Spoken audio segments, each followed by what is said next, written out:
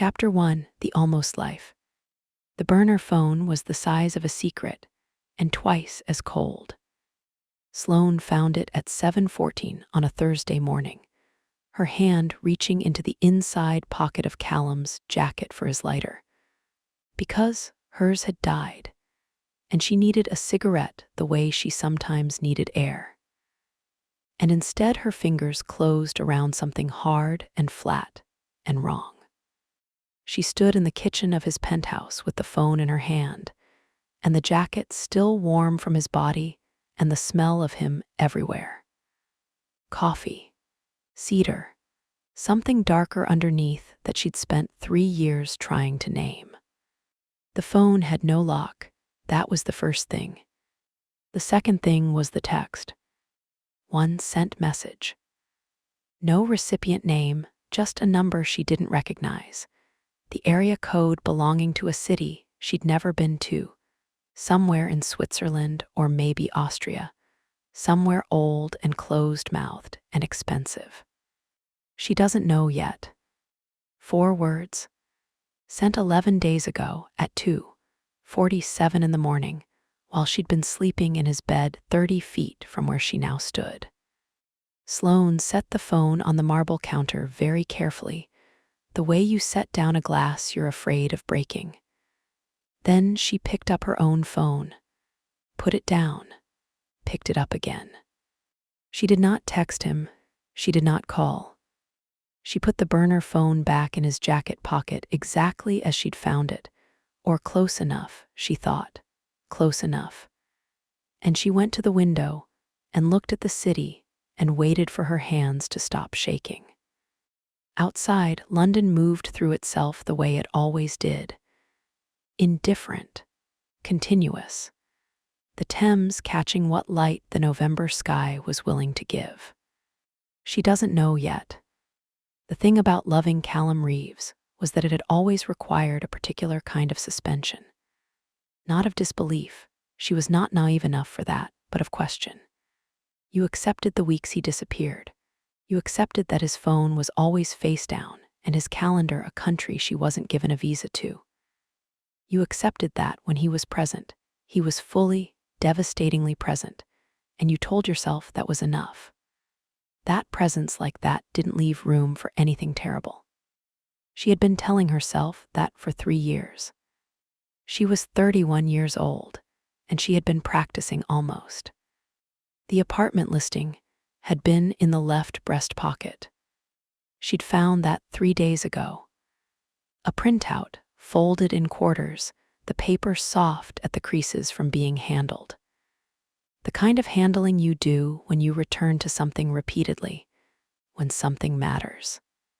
She'd recognized the neighborhood immediately, 4 streets from her studio, the one she'd been watching herself lose since the rent increase in September.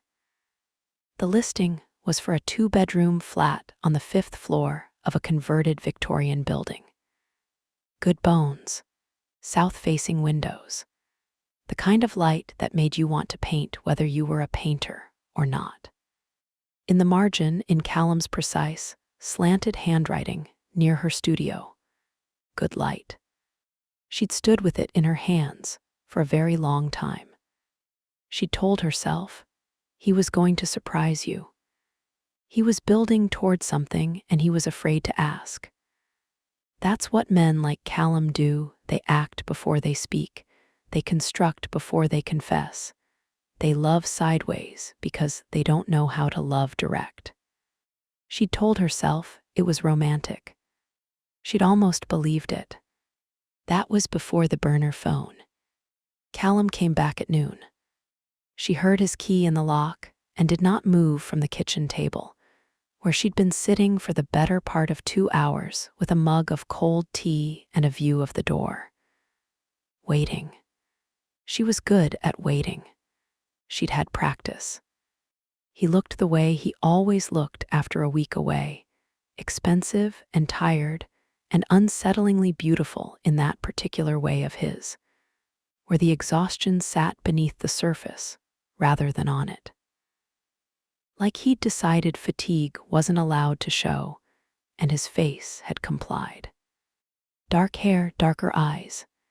6'2" of the kind of stillness that charged a room. He saw her at the table, and something moved across his face, relief, she'd always thought.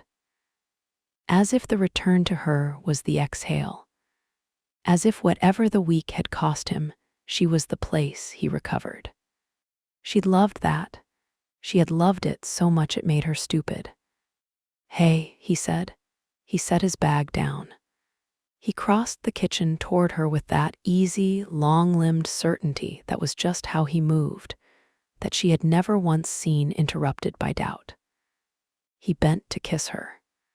She turned her head, and his mouth caught her cheek instead. The pause that followed was very short. He was a man who processed quickly. "Sloane." Not a question, not quite a statement. Her name in his voice doing what it always did, which was rearrange something in her chest. "Sit down," she said. He sat. He didn't take off his coat. He watched her with those impossible eyes, and she looked back at him and tea. "Hot, I have given you everything I know how to give, and I don't know who you are." "There's a listing," she said, "for a flat on Albemarle Row, south-facing windows, good light, your handwriting in the margin." He didn't flinch. That was the first thing she noticed. "Yes," he said. "You've been talking to my landlord, my gallery contact, Mara." "Yes." She breathed in, breathed out. "You were building something without telling me." "I was." His jaw shifted. Something tightened at the corners of his eyes, not guilt exactly. More like a man standing very still at the edge of something he'd chosen and hadn't yet survived. "I was afraid you'd say it was too much." The words landed exactly the way she'd imagined they might. Soft, true. The kind of truth that would have broken her open yesterday. Today she had other things to carry. "Callum," she said.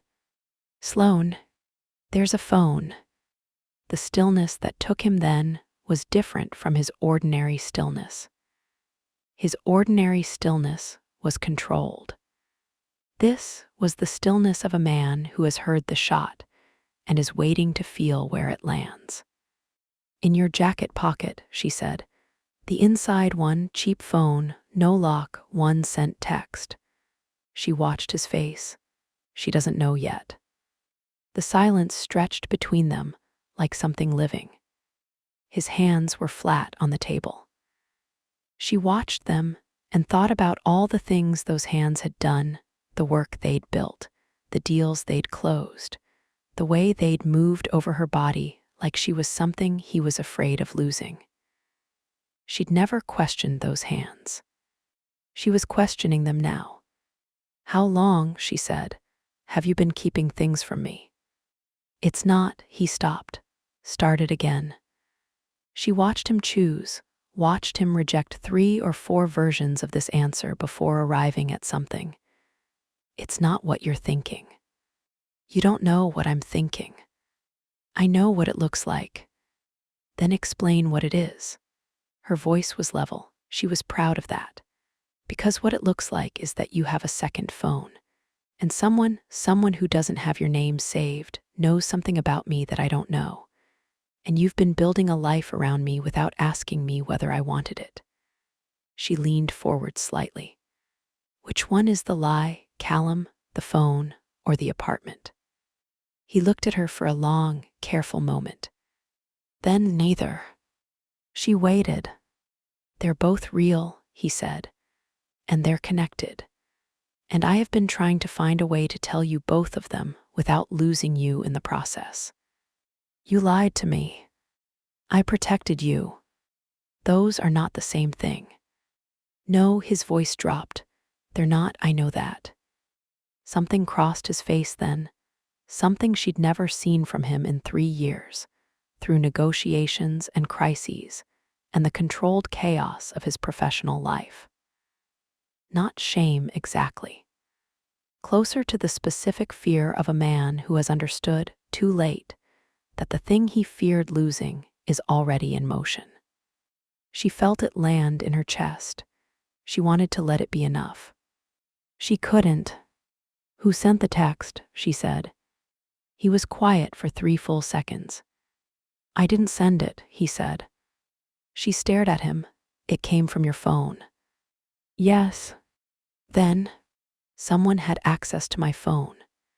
His voice was flat now, careful in the way it got when he was managing something, managing himself, managing the situation, managing the version of this story he was releasing into the air. 11 days ago. I didn't know until after, and when I found out, I understood that I had run out of time to do this the way I'd planned. Sloane sat very still. "Someone had access to your phone," she repeated. "Yes." "To send a text about me to a number I don't recognize from your burner phone that I didn't know existed." She paused. "While I was sleeping in your bed." He held her gaze. "Yes." "Who?" The pause before his answer was the longest yet. "Someone who's been watching us," he said, "for longer than I want to admit. Someone who knows what you are to me and has decided that makes you useful." The room was very quiet. Outside, the city continued. The Thames continued. The light moved through the south-facing windows of a flat 4 streets from her studio that a man had been visiting and revisiting and annotating in his own handwriting, as if he could will a future into place by writing it down. She felt the shape of what he was not saying. She felt it the way you feel weather before it arrives, something in the pressure, something in the quality of the air. "Callum," her voice was strange now, not level, tilted. "What am I to you? What am I in this situation right now that makes me useful to someone?" He looked at her. He looked at her the way he looked at her when she was sleeping. She knew that look. She'd caught him once, had asked him what he was doing, and he'd said remembering. And she'd tucked that word away and lived on it for months. He looked at her like she was something irreplaceable that he had put directly in the path of something terrible. "You are," he said, very quietly, "the only thing in 15 years that I have not been able to walk away from." She held that. "And someone knows it," she said. "Yes." She breathed in through her nose. The cold tea, his cedar and something darker, the particular smell of a Thursday that had split itself in 2 before and after.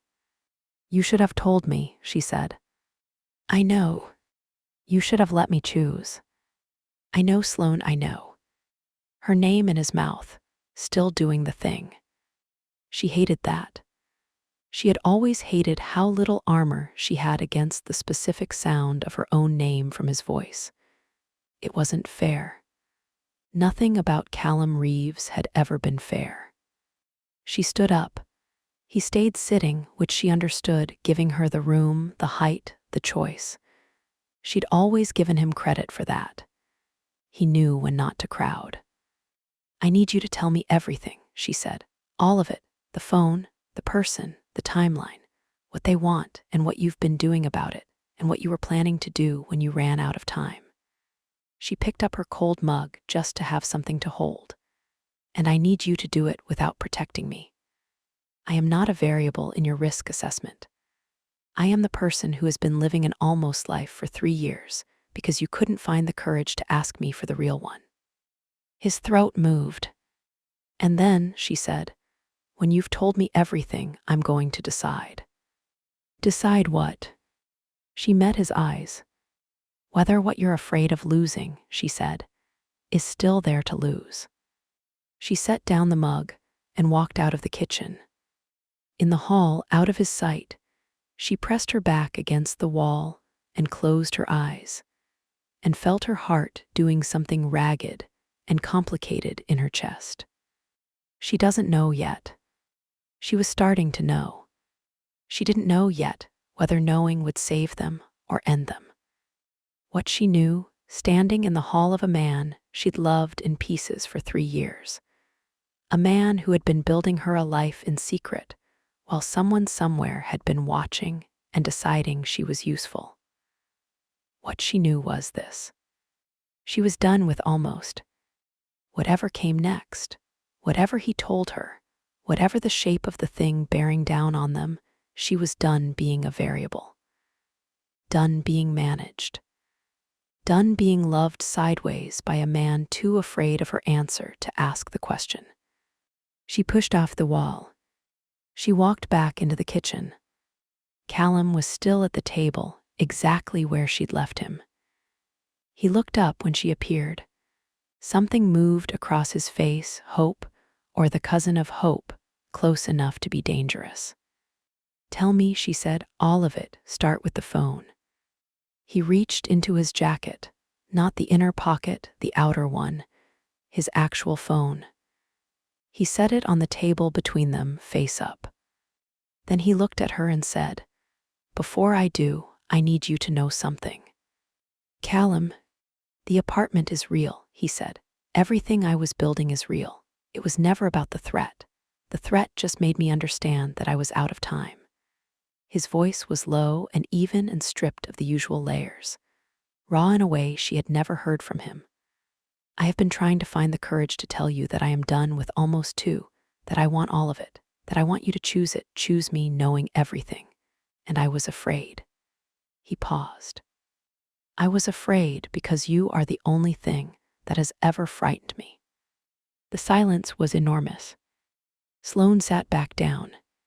"Talk," she said, and the phone between them seemed to pulse with something, some frequency, some waiting, as if it already knew that whatever he was about to say would change the shape of everything. She was right. She just didn't know yet how much. Chapter 2, What He Left Behind. She didn't sleep. That was the first thing.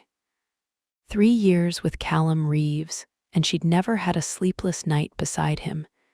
His presence had always been its own sedative, that particular warmth. The weight of his arm across her waist, like an anchor dropped into soft ground. Now she lay in his bed at 2 a.m.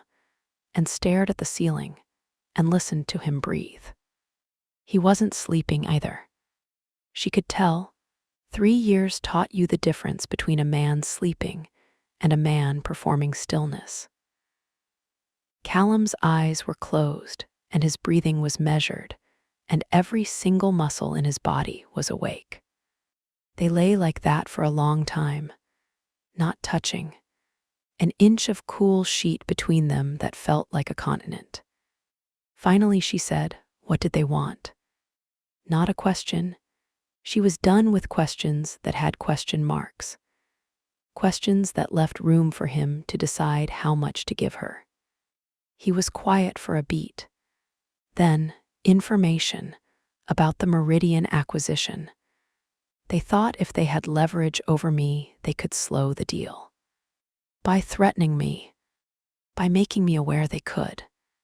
She turned her head, looked at the line of his jaw in the dark, the particular way shadow settled into the hollow beneath his cheekbone. She'd painted that face once in charcoal at 4 a.m. while he slept, the only time she could study it without him watching her back. "There's more," she said. "Yes. You're not going to tell me tonight." He turned his head, met her eyes. "I'm going to tell you everything. I meant that. Something moved across his face. I need you not to run before I finish." "I don't run. Sloane, I have never run from you." Her voice was quiet and absolutely certain. "I have waited.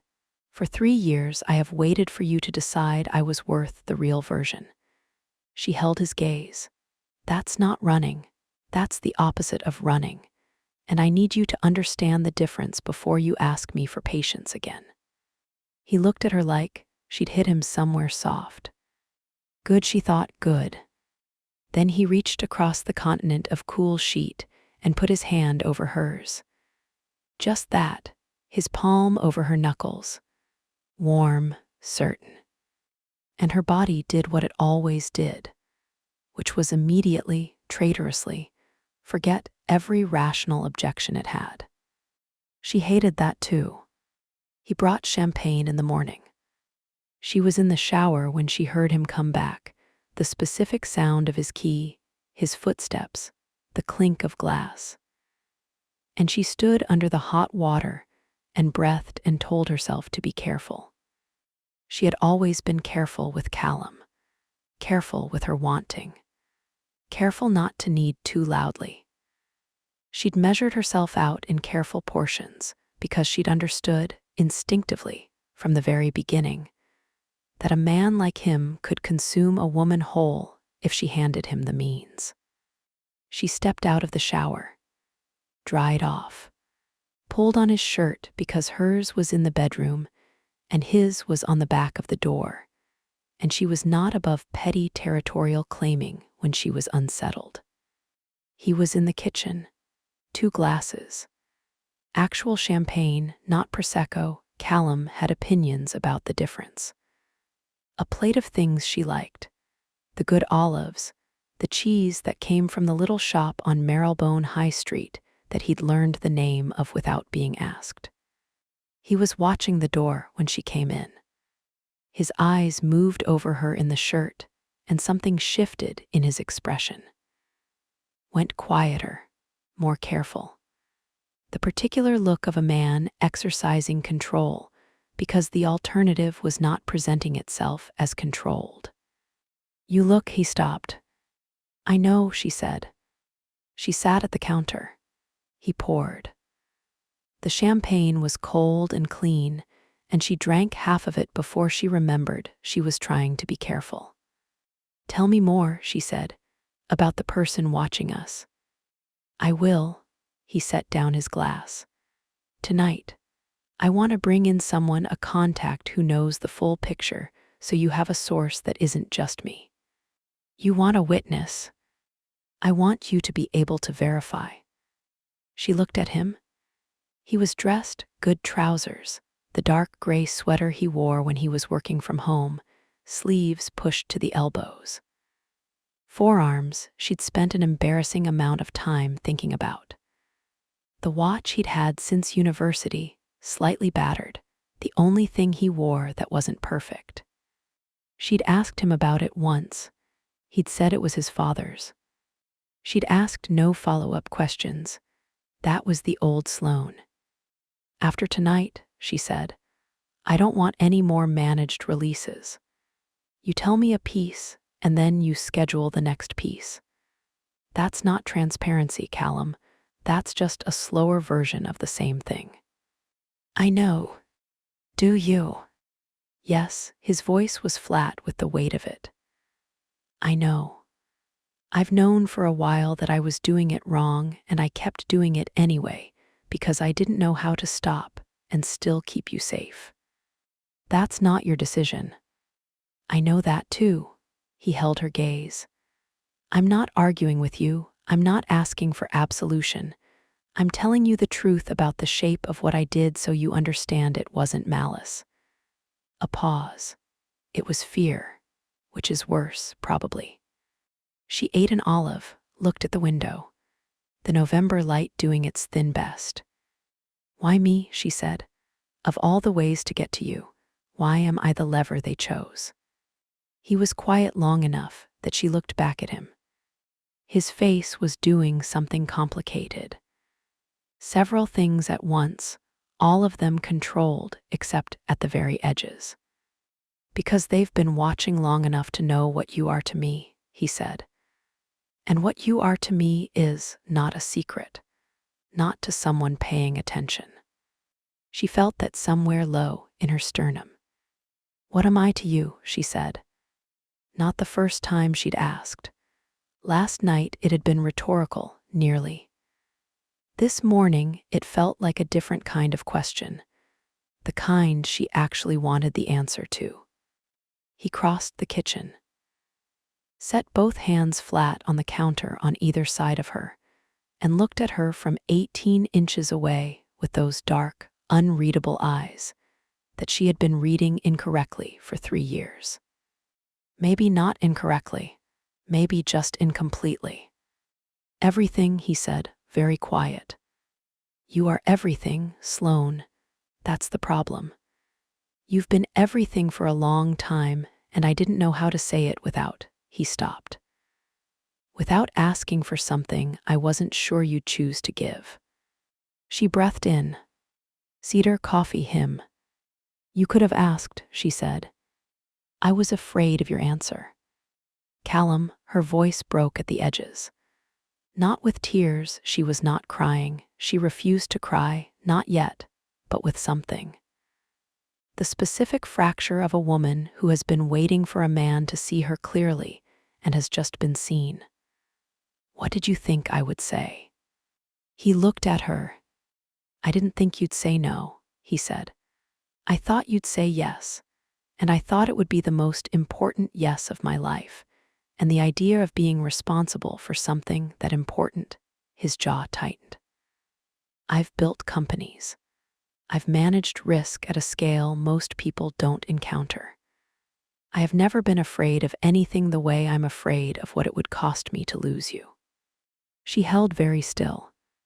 His hands were still flat on the counter, still not touching her, giving her the choice of the space between them. She had always loved that about him. She loved it now and resented it in equal measure. You almost lost me this morning, she said. When I was standing in your hall at 7 a.m. with a burner phone in my hand. I know. That's the actual risk, Callum, not my answer. Me walking out that door because I decided I'd rather have honest alone than managed together. I know, lower now, something stripped out of it.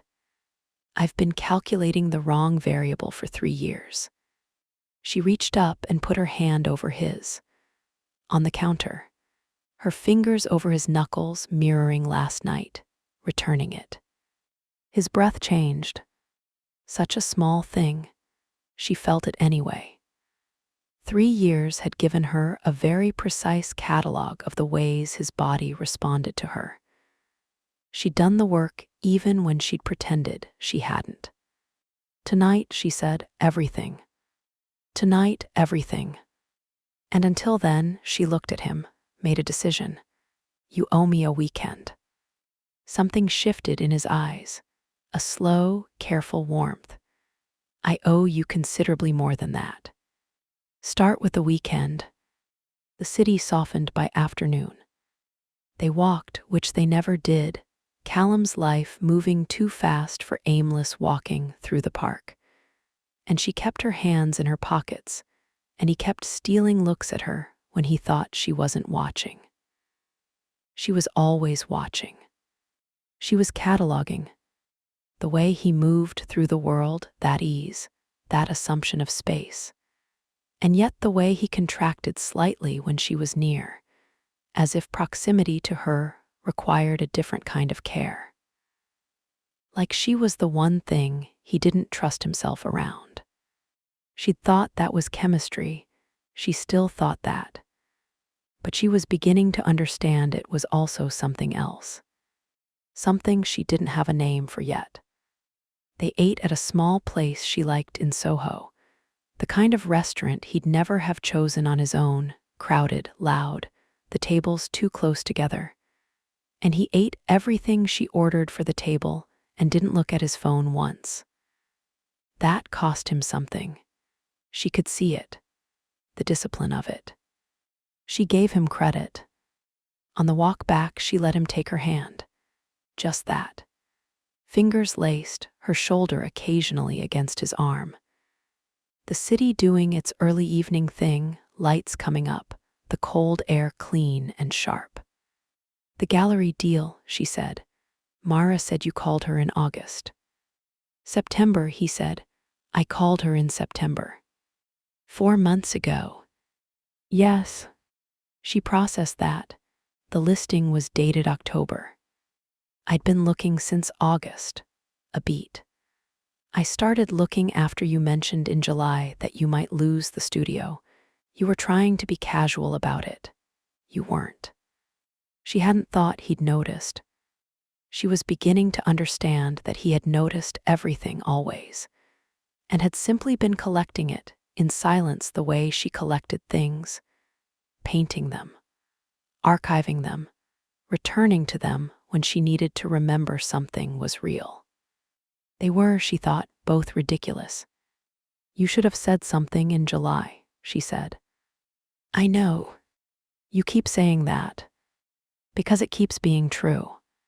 She laughed. It surprised her, the laugh. Small, involuntary, sharp with irony. He looked down at her when she laughed, and she felt the full weight of his attention land like something physical. She looked back up at him. That was her first mistake, looking directly. His eyes in the early evening light were almost entirely black. The cold had put color high on his cheekbones. He was looking at her the way he looked at her when he was deciding something, and she knew, the way her body always knew before her mind caught up, exactly what he was deciding. They stopped walking. She wasn't sure which of them stopped first. I want to take you home, he said, low, a half register below his ordinary voice. I want to, he sent. Recalibrated. She watched him choose honesty over management, saw the effort of it. I've been away a week, and you're wearing my shirt under your coat, and I've been thinking about nothing else since you walked into the kitchen this morning. Her pulse did something complicated. You've been thinking about nothing else, she said. You're always the only thing, Sloane, simply, flatly, like a fact he'd given up trying to qualify.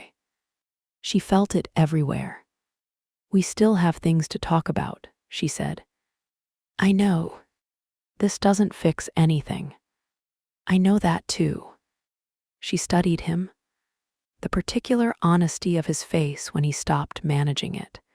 The exhaustion beneath the surface. The week he'd been carrying, whatever it was, she didn't have all of it yet, and she wanted all of it, and she also wanted. Come here, she said.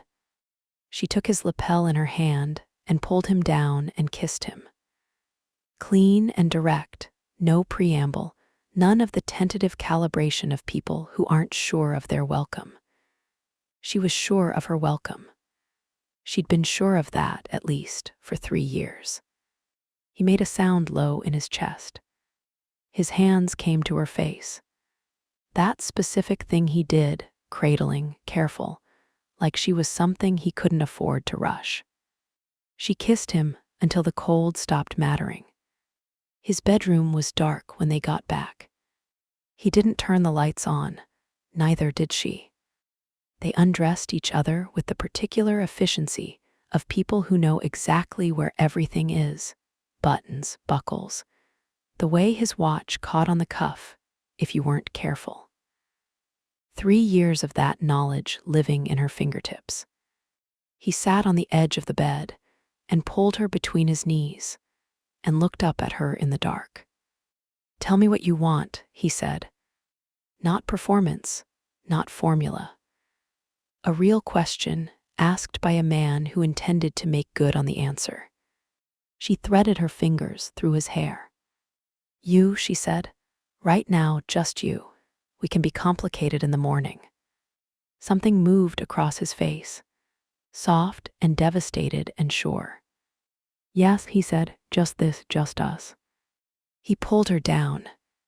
Hours later, she was on her back with his arm heavy across her, and the city dark beyond the windows and her body, that loose, warm, unmade thing it became after him, that she was always slightly embarrassed to examine too closely.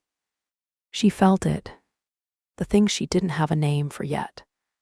She'd been feeling it for months, maybe years, the warmth she'd chalked up to chemistry, to the specific heat of his skin. She ran warm, always had. Her GP had mentioned it, her friends teased her about it. She wore short sleeves through November while everyone else layered up. But this was different. This was internal, low and spreading, like something kindling in the deep architecture of her. She told herself it was the champagne. She told herself it was emotion. The day had been enormous.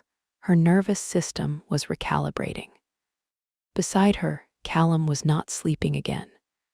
She knew it, eyes closed, breathing measured, body awake. She turned her head, looked at his profile against the dark. "You're still watching me," she said. A pause, then, "Yes. You've been watching me all night." She'd felt it throughout, the particular quality of his attention, more concentrated than usual. Something in it she couldn't classify. His jaw moved. "There's something I need to tell you." "Then tell me." "Not tonight." His voice was careful, controlled in that new way, not the management she'd grown accustomed to, but something that sounded closer to fear. There are things you need to understand in sequence. If I tell you out of order, you'll think I'm lying, and I'm not lying, Sloane, not anymore. But I need you to have the framework first, or the truth sounds like something else." She stared at the ceiling. "You're frightening me," she said. "I know, I'm sorry." "Callum." "Tomorrow," his arm tightened across her. "Tomorrow I'll tell you everything. Tonight let me just," his voice dropped, rough at the edges. "Let me just have this. A few more hours of just this." She felt his mouth against her temple. Her hair, the particular tenderness of a man trying to memorize. She understood, in the way she sometimes understood things before she had any rational basis for understanding them. That whatever he was about to tell her was going to change the category of everything. The warmth in her chest was spreading. The city was dark and quiet. And somewhere in Austria or Switzerland, or somewhere old and closed-mouthed and expensive, a phone had received a text 11 days ago, and the person who'd sent it had known something about her that she didn't know herself. She lay in the dark and felt herself running warm. She pressed her hand flat to her own sternum and felt her heartbeat, steady and accelerating, and beneath it something else. Something that had no name yet. She fell asleep inside the quez. Tian. She didn't know yet that by tomorrow she'd have the answer. She didn't know what the answer would cost her. She didn't know that the warmth she'd been explaining away for months wasn't chemistry, wasn't emotion, wasn't the champagne. She didn't know what she was. Not yet. Chapter 3, The Gallery Contact. Mara was already on her second coffee when Sloane arrived. That was how Sloane knew it was bad. Mara Voss did not do second coffees before 10. She had principles about cortisol and principles about caffeine and principles about approximately everything except the men she chose, which was the one area of her life she approached with cheerful recklessness. 2 coffees at 9:15 meant she'd been sitting with this for a while. Sloane slid into the chair across from her, said nothing. Mara looked up, winced. "He told you," Mara said. "I found a phone." A pause. "Oh, that's worse." "Yes." Sloane wrapped both hands around the mug the server had already placed. Mara had ordered for her, another sign, and looked at her best friend across the small table and waited. Mara had the look of a woman assembling courage. She was good at courage, usually. Today it was costing her. "He called me in September," Mara said. "He said he was trying to understand what you needed, what would make you stay." "Stay where?" "Here, London." Mara's eyes were careful. "He said you'd been talking about New York again, the residency." Sloane had mentioned the residency once. In passing, 3 months ago, in a conversation she'd half forgotten. Callum apparently forgot nothing. He asked about the gallery deal, Mara continued. Whether the Ashworth show was likely to extend your contract, whether losing the studio would affect your decision to stay. A beat. He wasn't cold about it, Sloane. He wasn't calculating. He sounded like a man who was terrified of the wrong answer. He was making decisions for me. He was gathering information. Same thing. Mara looked at her steadily. Is it? Sloane set down the mug. Outside the cafe window, London moved through a gray Friday with its usual indifference. Black cabs, umbrellas, a man in an expensive coat talking into his phone like the words were weapons. She thought about Callum's handwriting in the margin, near her studio. Good light. She thought about the burner phone. He should have asked me, Sloane said.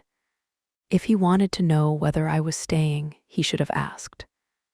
He was afraid you'd say you didn't know. Mara's voice was gentle, infuriatingly gentle. And I think he'd decided that not knowing was worse than being afraid of the answer. That's not how love works. No, Mara wrapped both hands around her own cup. But it might be how Callum works. Sloane hated that landed. She hated that she understood it perfectly. That she'd spent 3 years learning the specific grammar of how Callum loved, which was sideways and structural and terrified, which was in actions rather than words, because words had never felt safe enough. Understanding it didn't make it right. There's more, Sloane said, from him, about the calls, about why he was really, she stopped, thought about how much to give. He said he wasn't building a surprise. Mara's brow furrowed. What does that mean? He said he was building evidence. Sloane watched her friend's face. For someone watching them, watching us. She paused. Did he say anything else, ask anything else? About who came by the studio, who I talked to, whether anyone had contacted me, I didn't know. The stillness that moved through Mara then was very small, very quick. Sloane caught it anyway. Mara, he asked. Mara set down her cup. He asked, in October, whether anyone had approached me about you, whether anyone had asked questions. He framed it as I thought he was asking whether the gallery had been vetting you for something, a bigger show. But he was very specific. Her voice had changed. He asked about men, whether any men had approached me about you, whether anyone seemed to know details about your schedule they shouldn't. The cafe noise continued around them. Milk steaming, cutlery, someone laughing too loudly near the window. Sloane felt very cold. Why didn't you tell me, she said. Because I didn't understand what he was actually asking until right now. Mara's eyes had gone wide and dark. Sloane, what is happening? I don't fully know yet. She stood, pulled on her coat. I'm going to find out. Should I be worried? Sloane looked at her. At the friend who'd sat with her through 3 years of almost, who'd taken Callum's call and answered his questions and not thought to ask why, who was now sitting in a cafe with a second coffee going cold, and the look of someone who'd handed over a piece of a puzzle without knowing what the picture was. Don't talk to anyone you don't know, Sloane said. About me or Callum, anyone.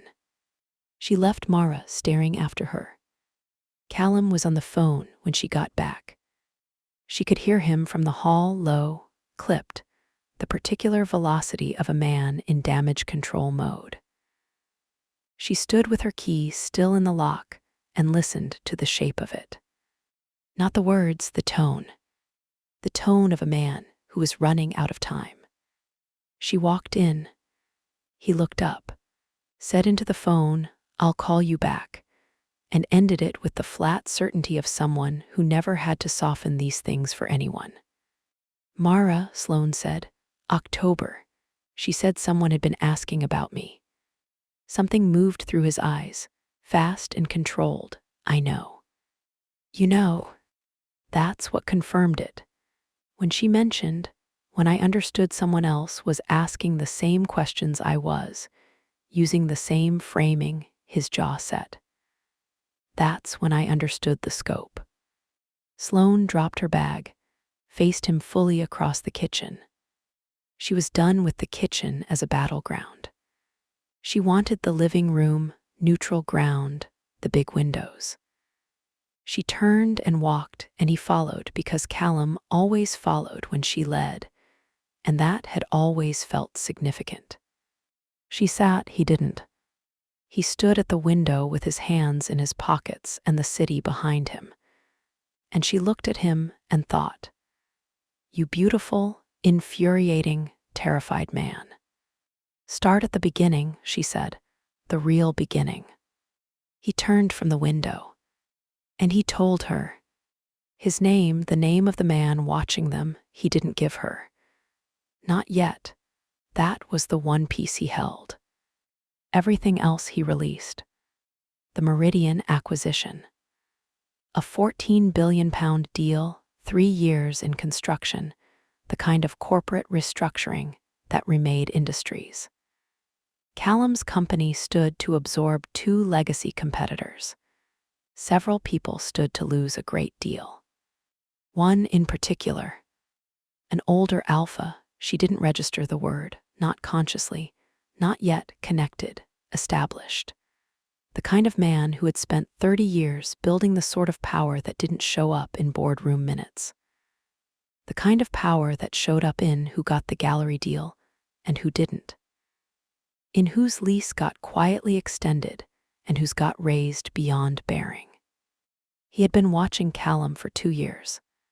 He had started watching Sloane 18 months ago. The phone, Callum's burner, the one he used for security contacts, had been accessed in October. A physical breach, brief, during a meeting in Zurich. Long enough to read the thread.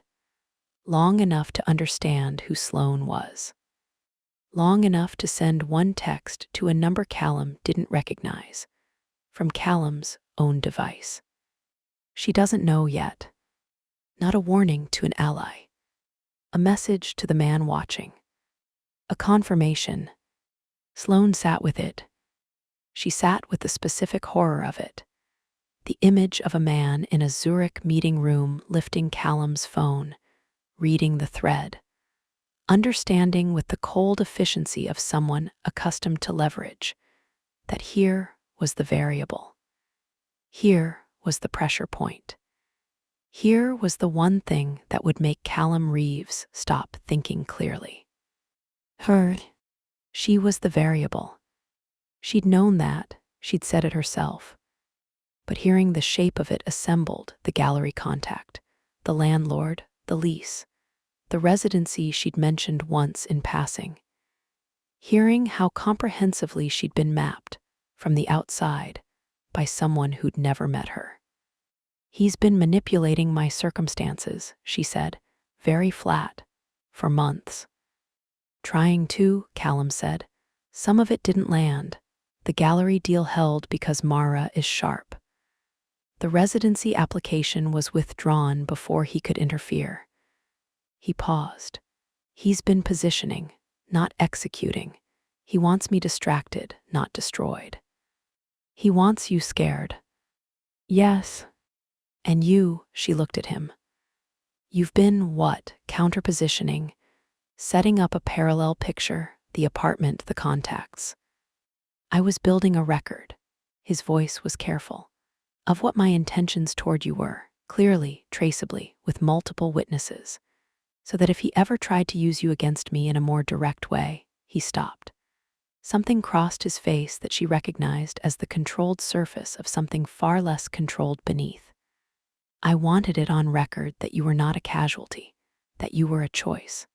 My choice, made before the threat became real. She stared at him, You were building evidence, she said slowly, that you loved me. He held her gaze. Yes. As a legal strategy. As both things, it was both things. He crossed the room, sat across from her, not beside her. He was still giving her the space of choice, damn him. I'm aware of how that sounds. I'm aware that it can't replace the conversation we should have had. I'm not asking you to receive it as romantic. It is though. The words came out before she could stop them. She closed her eyes briefly. That's the maddening thing. It is both the most paranoid and the most romantic thing you've ever done. He said nothing. She opened her eyes. He was watching her with the look, the 4 a.m. look, the I am memorizing you look. Stop, she said. I can't. Callum. Sloane, her name, that particular gravity. I've been stopping for 3 years. I don't think I can anymore. The room was very quiet. Her chest was warm again. That spreading warmth, the kindling thing, low and insistent and biological in a way that was starting to not feel biological. She pressed her hand briefly to her sternum. Old habit from this morning. His eyes tracked the gesture. Something changed in his face. Something she'd never seen before. It was quick, fast, and controlled, the way all of his tells were, but she caught it. The sharp attention of it. The way he'd gone completely still, watching her press her palm to her chest, like she'd done something that confirmed something he'd been watching for. What, she said. Nothing. That's not nothing. Sloane, you just looked at me like she stopped, replayed it. The quality of his attention, the sharpness, the way it had taken him a second to smooth his expression back to neutral. You've been watching me do that, the hand on my chest. He said nothing. How long, she said. The pause before his answer was the kind that contained entire conversations. Since August, he said finally. Since August. The same month he'd started looking at apartments. The same month he'd started making calls. The same month something had shifted in the way he looked at her, and she told herself it was just them deepening, just the natural accumulation of years. What does it mean, she said. The warmth. That's what you're asking about, isn't it? You've been watching to see whether She stopped. She stopped because his face had done something she'd never seen it do. Callum Reeves, in 15 years of building companies and managing crises and living in the specific loneliness of a man who decided control was the only safe country. Callum Reeves looked afraid. Not of the man watching them. Not of leverage or acquisition or meridian. Afraid of her. Afraid of what she was about to understand. Tell me, she said, quiet, certain, the way she'd said it last night. All of it right now. He leaned forward, put his forearms on his knees, looked at her across the 2 feet of charged air between them with those dark, impossible eyes. There's something about the world, he said slowly, that most people never encounter. A layer underneath the one you can see, biological, old, structured. She held very still. The warmth you've been feeling, he said, the running hot, the way your body responds when I'm near. He paused. That started before I touched you, even in the beginning, when we were just in the same room. What are you saying? I'm saying that you are not, he stopped, tried again. I'm saying that who you are, what you are, is something you haven't been told yet, and I've known or suspected for months. His voice was barely above a threshold, and the man watching us, he knows too. He's known longer than I have. She could hear her own heartbeat. Callum, her voice didn't shake. She was proud of that. What am I? He looked at her. The city was gray and indifferent outside the windows. The warmth in her chest pressed outward like a tide. "You're an omega," he said, unpresented, latent. The warmth, the sensitivity, the way your body has been running for months like it's waiting for a trigger. He held her gaze. "I'm the trigger, Sloane.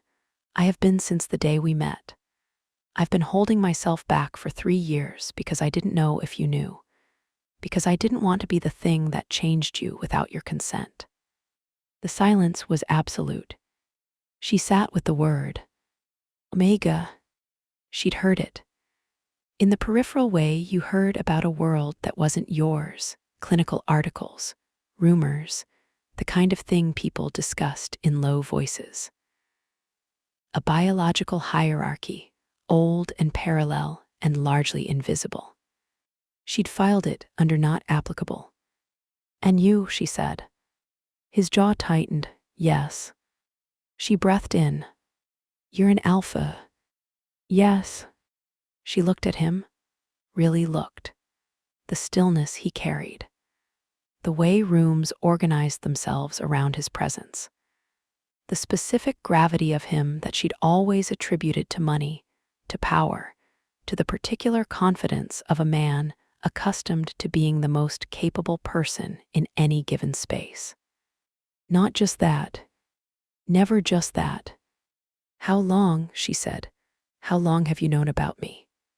"I suspected from the first week." His voice was low and absolutely steady. "I knew by August, when the warmth started presenting more consistently, when he stopped, controlled something, when being near you started becoming a problem for my own control." 3 years. He'd been managing himself around her for 3 years. She thought about every time she'd reached for him and felt him hesitate a half second before responding.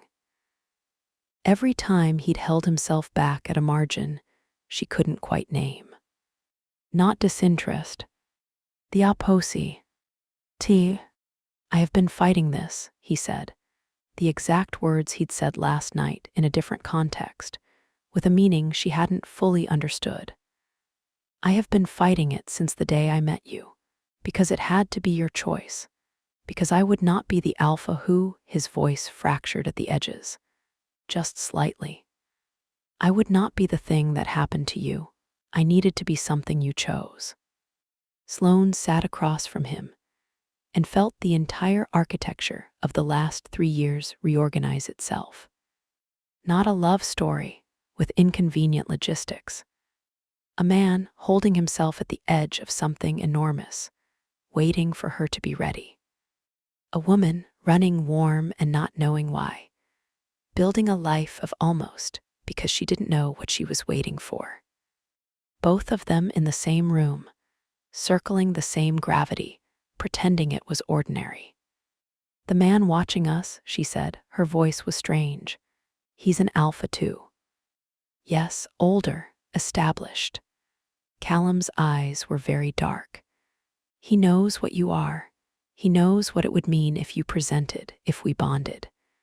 He knows that a fully bonded alpha pair becomes considerably harder to leverage."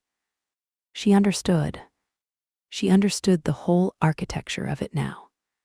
The gallery deal, the lease, the residency. All of it designed not to harm her directly, but to keep her destabilized, peripheral, not quite settled, not quite sure, so that she remained a variable instead of a constant. So that she remained leverage. "He's been preventing my life from becoming stable," she said. "Yes. So I'd stay uncertain, so I wouldn't choose." "Yes. So you couldn't bond." Callum held her gaze. "Yes." The warmth in her chest was enormous now, pressing at her seams. She stood up. He stood too, instinct. She understood that now, the alpha particular instinct to match her positioning when she was unsettled. She held up one hand. He stopped. She walked to the window, stood where he'd stood earlier, looked at the city.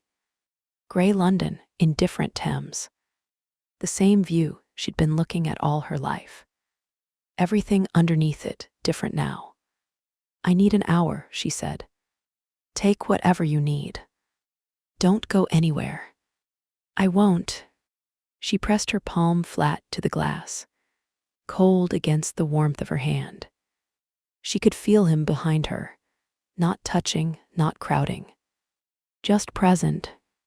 Just that enormous, patient, terrified presence that had been the fixed point of her life for 3 years, without her understanding what it was. She closed her eyes. "Omega." She turned the word over. Set it against the warmth in her chest, against the running hot, against the specific way her body had always responded to him, faster than thought, deeper than decision. Set it against the 3 years she'd spent calling it chemistry. It was chemistry, just a different kind than she'd thought. She turned from the window. He was where she'd left him, still, watching. "The man," she said, "what's his name?" A pause. "Dorian," Callum said, "Dorian Vane." The name landed like something dropped into deep water. She didn't know why yet. She would. "Tonight," she said, "I want everything, the accord, what bonding means, what Dorian Vane wants and what he's willing to do to get it." She held Callum's gaze. "And I want to know what you want, not what you're afraid of, not what you're managing, what you actually want, Callum, for us." He looked at her for a long moment. "I want you to choose," he said, fully informed, eyes open. "And if I choose you?" Something moved across his face, enormous and briefly uncontrolled. "Then God help anyone who tries to use you against me," he said quietly. "Because I will burn everything down." She held that. The warmth in her chest chose that precise moment to crest, a wave of heat, rolling outward from her sternum, reaching her fingertips, the back of her knees, the base of her throat. His nostrils flared, barely controlled immediately. But she saw it. She was starting to understand what that meant too. "An hour," she said. Her voice was steady and her body was a riot. "Then we talk." She walked past him toward the bedroom. She made it to the hall before she had to stop and press her back against the wall and breathe. The warmth was everywhere now. It had a direction. It was pointed with devastating accuracy at the man standing 15 feet away in a living room full of afternoon light, holding himself very still, waiting for her to be ready. She breathed in. She breathed out. She wasn't afraid. That was the thing she hadn't expected. She was furious and overwhelmed and fundamentally reorganized at the cellular level. But underneath all of it, underneath the anger and the revelation, and the specific vertigo of a world that had just doubled in size, she was not afraid. She pressed her hand to her sternum one more time. The warmth pressed back. Waiting. Chapter 4, Alpha Scent. She gave herself the hour. She sat on the edge of his bed, and she breathed, and she did not fall apart. That was the thing, Abu. T. Sloane Whitfield. She did not fall apart. She had learned that at 23, when her mother died and the studio flooded in the same week, and she'd stood in 4 inches of cold water holding ruined canvases, and decided that falling apart was a luxury she couldn't afford. She hadn't fallen apart since. She wasn't going to start now. She was going to sit here and take inventory. The warmth start there. She pressed both palms flat to her thighs and paid attention to it. Really paid attention for the first time without explaining it away. It lived beneath her sternum, low and central, like an ember that had been banked for a very long time, waiting for someone to decide it was allowed to be a fire. She'd felt it the first time she met Callum. She'd been 28. A gallery opening, not hers, a colleague's. The kind of event she attended because networks mattered and the wine was free. He'd walked in with the particular authority of a man who moved through the world as if it had been arranged for his convenience, and she'd felt it from across the room. Not attraction, not exactly. Something older than attraction, something that didn't live in her mind. She'd told herself it was chemistry, pheromones, the basic animal response to a beautiful man. She'd been right. She just hadn't understood the specific biology she was describing. Omega. She tested the word again, privately, in the quiet of his bedroom. It didn't feel foreign. That was the strangest part. It felt like a word she'd always known and simply never been given. Like being handed the name for a color you'd been seeing your whole life. She came back out at the hour mark, not a minute over. Callum was standing at the kitchen counter with coffee he hadn't drunk. He looked up when she appeared in the doorway, and she watched the rapid assessment he made her face, her posture, the set of her shoulders, and she watched him calibrate his own expression in response. He was trying very hard not to push. She almost loved him for it. "Sit down," she said. He sat. She stayed standing. She needed the height. She needed the choice of the space between them for just a little longer. "Tell me about omegas," she said. "Not what I've half heard, what's actually true." He was quiet for a moment, organizing. "We're rare," he said, "both alpha and omega. Less than 2% of the population combined. Most never encounter another. Most live their whole lives inside the ordinary taxonomy and never know there's another one." How did I not know? Latent omegas can present at any point, usually in proximity to an alpha. He met her eyes, usually in sustained proximity. The biology requires it needs the trigger. Without it, the warmth stays low enough to be explained away. 3 years. 3 years of proximity. 3 years of explained away. "The warmth is the presentation," she said. "The beginning of it, yes. What comes after the beginning?" The pause was careful. Heat. She held his gaze.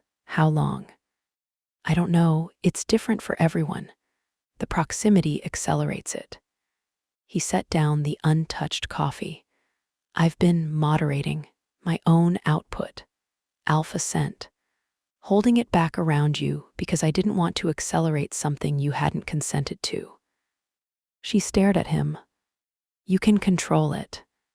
"To a degree, yes. And if you stopped controlling it?" He looked at her steadily. "You'd present faster." "Is that dangerous?" "No, certain, immediate." "No, Sloane, it's not dangerous. It's what your body is built for. It would be overwhelming, possibly the first time, but not dangerous." She processed that. "And Dorian," she said, "he's been around me." Something went cold in Callum's eyes. "No," he said, "not directly, not yet." His voice had changed. Flattened in a way she was beginning to understand wasn't calm.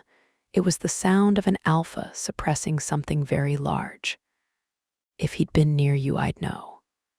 "How?" His jaw shifted. "Because you'd smell different to me." She blinked. He held her gaze without apology. "I'd know another alpha's scent on you," he said, very quiet. "The way you know, the way anyone knows someone else has been in their home. Disturbance. Wrong frequency." She looked at him for a long moment. She thought about 3 years of lying in his bed and feeling like the safest place she'd ever been. She thought about the way she always slept better there than anywhere else, always felt more herself there than anywhere else. She thought she was beginning to understand why. "You've been scent marking me," she said. He didn't look away. Passively, without intention. "It's not something I can fully switch off. The body does what the body does when someone matters." He paused. "It's not ownership. It's not." "I know what it's not," she said. He stopped. She pushed off the doorframe and walked to the counter and poured herself coffee she didn't want and held the mug and looked at him. "I'm not angry about that part," she said. Something shifted in his face. "You're angry about the information," he said. "I'm angry that I've been making decisions without all the variables." She set the mug down. 3 years, Callum. I've been deciding what I could live with, what I could accept, what almost was worth, based on an incomplete picture of what I even am. I made choices about this relationship without knowing I was an omega, without knowing you were holding yourself back, without knowing there was a man watching us and engineering my instability. She looked at him directly. "How am I supposed to know if my choices were mine?" Silence. Real silence. The kind that meant he had no answer that was good enough. "You can't know," he said finally. "I can't tell you that you can. What I can tell you is that I watched you make choices for 3 years without any pressure from me, without me pushing. I held everything back, Sloane. Everything. So that whatever you chose it as freely as I could make it possible." She stared at him. She wanted to stay angry. She was finding it difficult. "The accord," she said. "Dorian mentioned the accord to Mara, something about rules." "The Alpha Accord," he nodded. "Old agreement, pre-legal in terms of the ordinary world. Among alphas and omegas there are protocols, territorial protocols." He paused. "An unpresented omega is technically, under the accord, unclaimed. Open." The word landed like cold water. "Open," she repeated. "It's archaic. Most alphas ignore it. But Dorian operates within old frameworks." His voice was absolutely controlled. "He's not trying to claim you. He's trying to weaponize the framework. Make me understand that until you present and bond, you remain technically accessible. To him, as leverage, he's not interested in you." The flicker of something violent in his eyes was brief and very eloquent. "He's interested in what you represent to me." She breathed in. "And bonding," she said, "that would close it." "Yes, a bonded omega is under the accord, and in practice, inviolable." He met her eyes. "I want to be clear. I am not telling you this as a strategy. I am not suggesting." "I know," she said. He stopped. "I know you're not," she said. "That's one thing I've never doubted, your restraint." She almost laughed. "Almost. You've been practicing it extensively, apparently." The edge of his mouth moved, not quite a smile, extensively. She picked up the coffee, drank it. He watched her. She could feel him watching differently now. Now that she understood the mechanism. The scent reading, the assessment, the particular biological attention of an alpha watching someone he. She stopped that thought. She wasn't ready for the word at the end of it. "I need to meet this contact you mentioned," she said. "Yesterday, you said you wanted to bring someone in. Tonight, if you're ready." "I'm ready," she set down the mug. "I want to understand the full threat, not your managed version of it, all of it." He nodded. She turned to go back to the bedroom. "Sloane." She stopped. His voice, that particular gravity. She turned. He was standing now. She hadn't heard him move. He was across the kitchen, And even from here she felt it, the warmth spiking, responding, her body doing the thing it did in his proximity that she was no longer going to explain away. "I need to tell you one more thing," he said. She waited. "I haven't been holding only information back." His voice was very low, very even, for 3 years. "That the restraint you mentioned, it's been," he stopped. His jaw was tight. "Being near you and not." He stopped again. She watched him. Callum Reeves, who never struggled for language, who had built a billion-pound company on the precision of his communication, struggling. "It's been the hardest thing I've ever done," he said. "Not because I couldn't control it. I could and I did. But because you are," he exhaled, "very controlled. Because you smell like." He stopped himself, closed his eyes briefly. "I'm sorry," he said. I'm not trying to." "What do I smell like?" she said. He opened his eyes. "Like mine," he said. "You smell like mine. You have since the first night." The warmth detonated. It was the only word for it. Detonated outward from her sternum, rolling through her in a wave that hit every nerve ending simultaneously, that tightened her throat and loosened her knees, and made the room briefly irrelevant. She gripped the doorframe. He moved. Fast, faster than she'd clocked him moving before. That particular alpha quick that she now had a name for. And his hands were on her arms, steadying. Before she'd registered, he'd crossed the room. "Hey," his voice low, right above her ear. "Hey, breathe." "I'm breathing." You went white. "I'm fine." She wasn't fine. She was on fire. The warmth had become something else entirely, present and urgent and directional. Aimed at him the way a compass aimed north, with the same helpless certainty. She put one hand flat on his chest, felt his heart beat. Fast, very fast. He was affected too. She looked up at him. He was very close, his hands still on her arms. His face controlled and losing the fight with controlled, the warmth of his breath against her forehead. His eyes doing something she'd never had the framework to read before, and now could read with devastating clarity.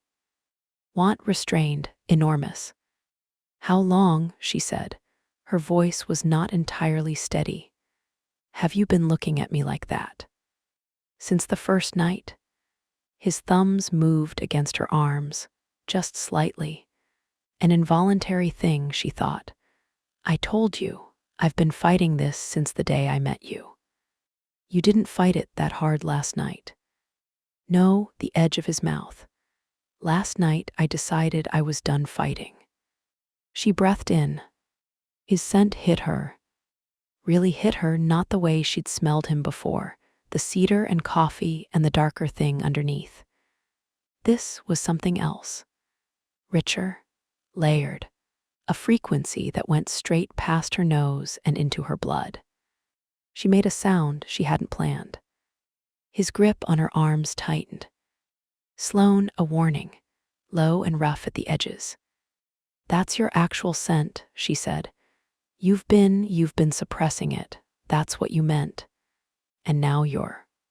"I'm not doing it on purpose." His voice was strained. "The conversation and your warmth is," he exhaled sharply. "This is what I meant about the acceleration, when we're both." "I know," she did know. Her whole body knew, was fluent in this language she'd never been taught, was conjugating it instinctively. "I know what's happening. I should step back." She kept her hand on his chest. "Tell me something first," she said. "Anything." She looked up at him. "If I hadn't found the phone," she said, "if nothing had fractured, were you going to tell me about what I am, about all of it?" He held her gaze. "Yes," he said. "Before the end of the year, I'd decided. I was going to bring you to the apartment, tell you everything, ask you a beat. Actually ask you whether you wanted it, all of it. The apartment, the bonding, the whole thing. Yes. And if I'd said no? Something moved through his face, deep and briefly unguarded. I'd have found a way to live with it, he said.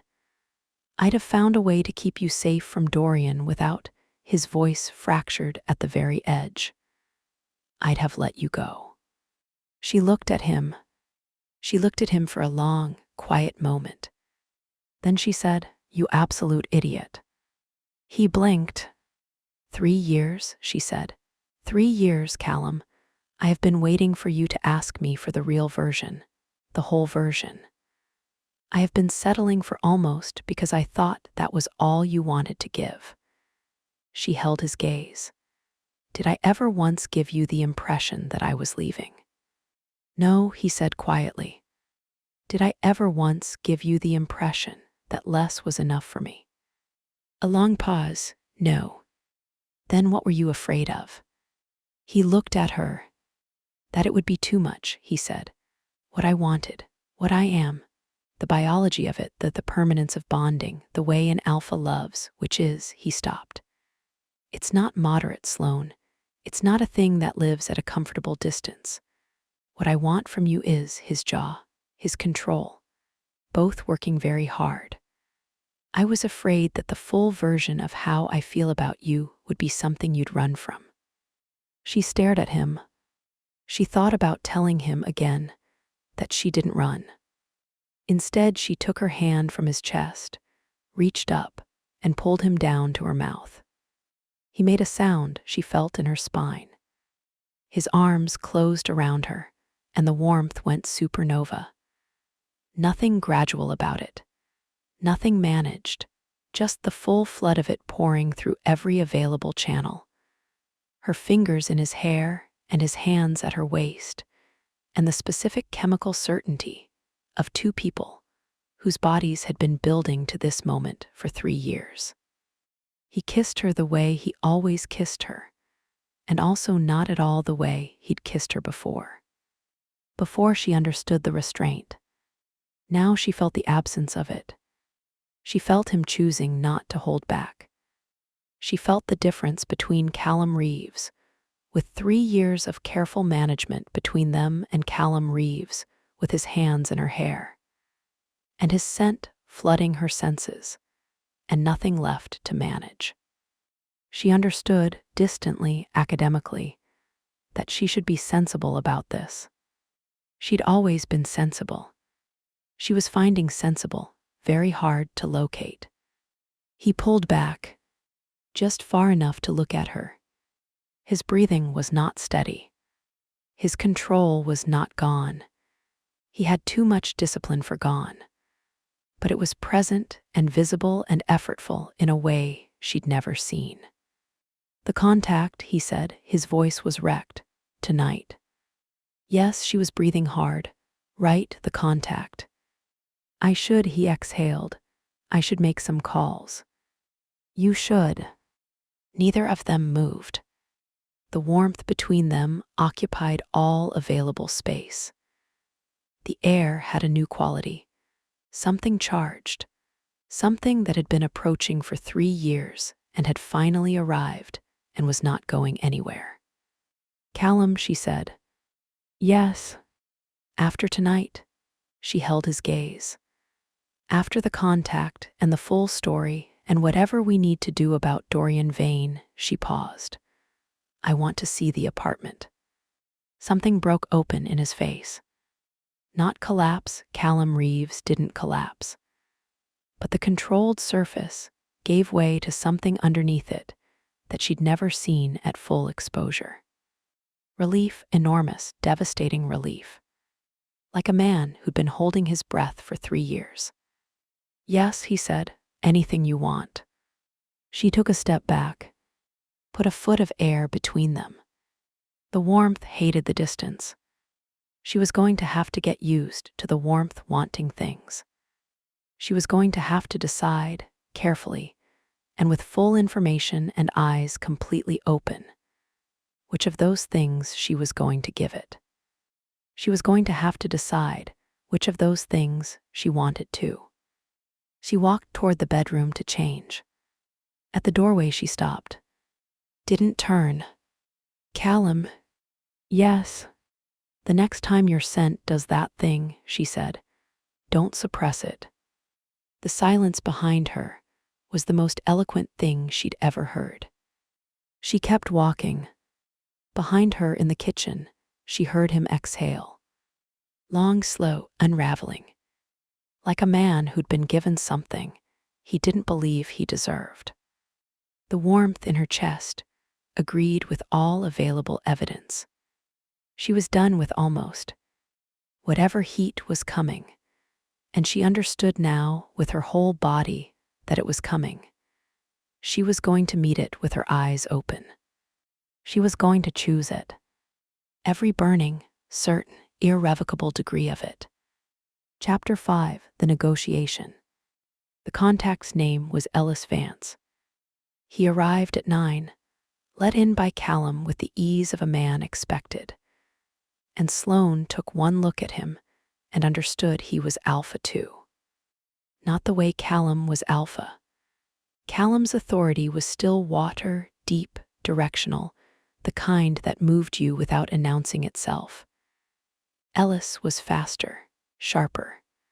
The kind of man who scanned a room in 2 seconds and filed everything. He scanned Sloane in less than 1. His nostrils flared. She watched him look at Callum. She knows, Callum said. Ellis relaxed by a degree so small most people would miss it. Sloane didn't miss it. Sit down, Mr. Vance, she said. He sat, almost smiled. She gives orders like one of us. She gives orders like herself, Callum said. Flat, final. Ellis didn't push. He laid it out in 40 minutes. No softening. No managed releases. Just the architecture of it, clean and brutal, the way you'd describe a building you were planning to demolish. Dorian Vane. 52. Old money layered over older money, the kind of wealth that had stopped needing to perform itself 3 generations ago. An alpha from one of the original bloodlines, which meant, Ellis explained, that he operated inside the accord not as a courtesy, but as a constitution. He believed in it, he used it. He had been using it against Callum for 14 months. The Meridian acquisition was the surface. Underneath, it was something older. A territorial dispute that predated the deal, predated Sloane, predated almost everything. Dorian and Callum had met once. 7 years ago. A negotiation that had ended with Callum walking away from a partnership that would have made both of them richer, and only one of them free. Dorian didn't forgive. He recalibrated. He waited. And then 18 months ago, he'd noticed Sloane. He runs an intelligence operation, Ellis said, not metaphorically, literally. Scouts in every major city, looking for unpresented omegas in proximity to high-value alphas. He paused. When he found you, he understood exactly what leverage he had. Sloane held very still. He's done this before. Yes. To other omegas. To the people around them. Ellis's voice was careful. He doesn't touch omegas directly. He touches their lives, removes stability, keeps the presentation from completing. She felt cold, because she understood. An omega who never fully presented, never bonded. An alpha with an unbonded omega near him was perpetually distracted, perpetually managing, perpetually choosing restraint over strategy. Dorian hadn't been trying to take her. He'd been using her existence to keep Callum half present in his own life. How long would he keep doing it, she said. Ellis looked at Callum. Callum answered, until the Meridian deal collapsed, or until he found a more direct pressure point. And the burner phone, the text. A message to his own operative, Ellis said. Sent from Callum's device during the Zurich meeting. Confirmation that you still didn't know your own biology. A beat. He'd been betting on your ignorance. She sat with that, the particular fury of it, being used as a variable not because of who he was, but because of what she didn't know. She turned to Callum. You said you were building evidence, a record of intent toward me. Yes. Is that enough against him? Callum looked at Ellis.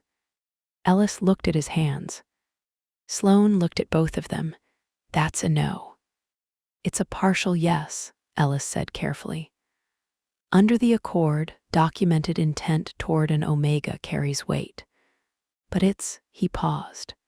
It's contestable. If Dorian challenges, if he brings it before an accord arbitration. He'd win, Callum said, flat. On technical grounds. Because the documentation exists, but the bond doesn't. The word fell into the room, like a stone into water. Bond. Sloane watched the ripples. Tell me about the clause, she said. Both men went still. Mara mentioned it, she said.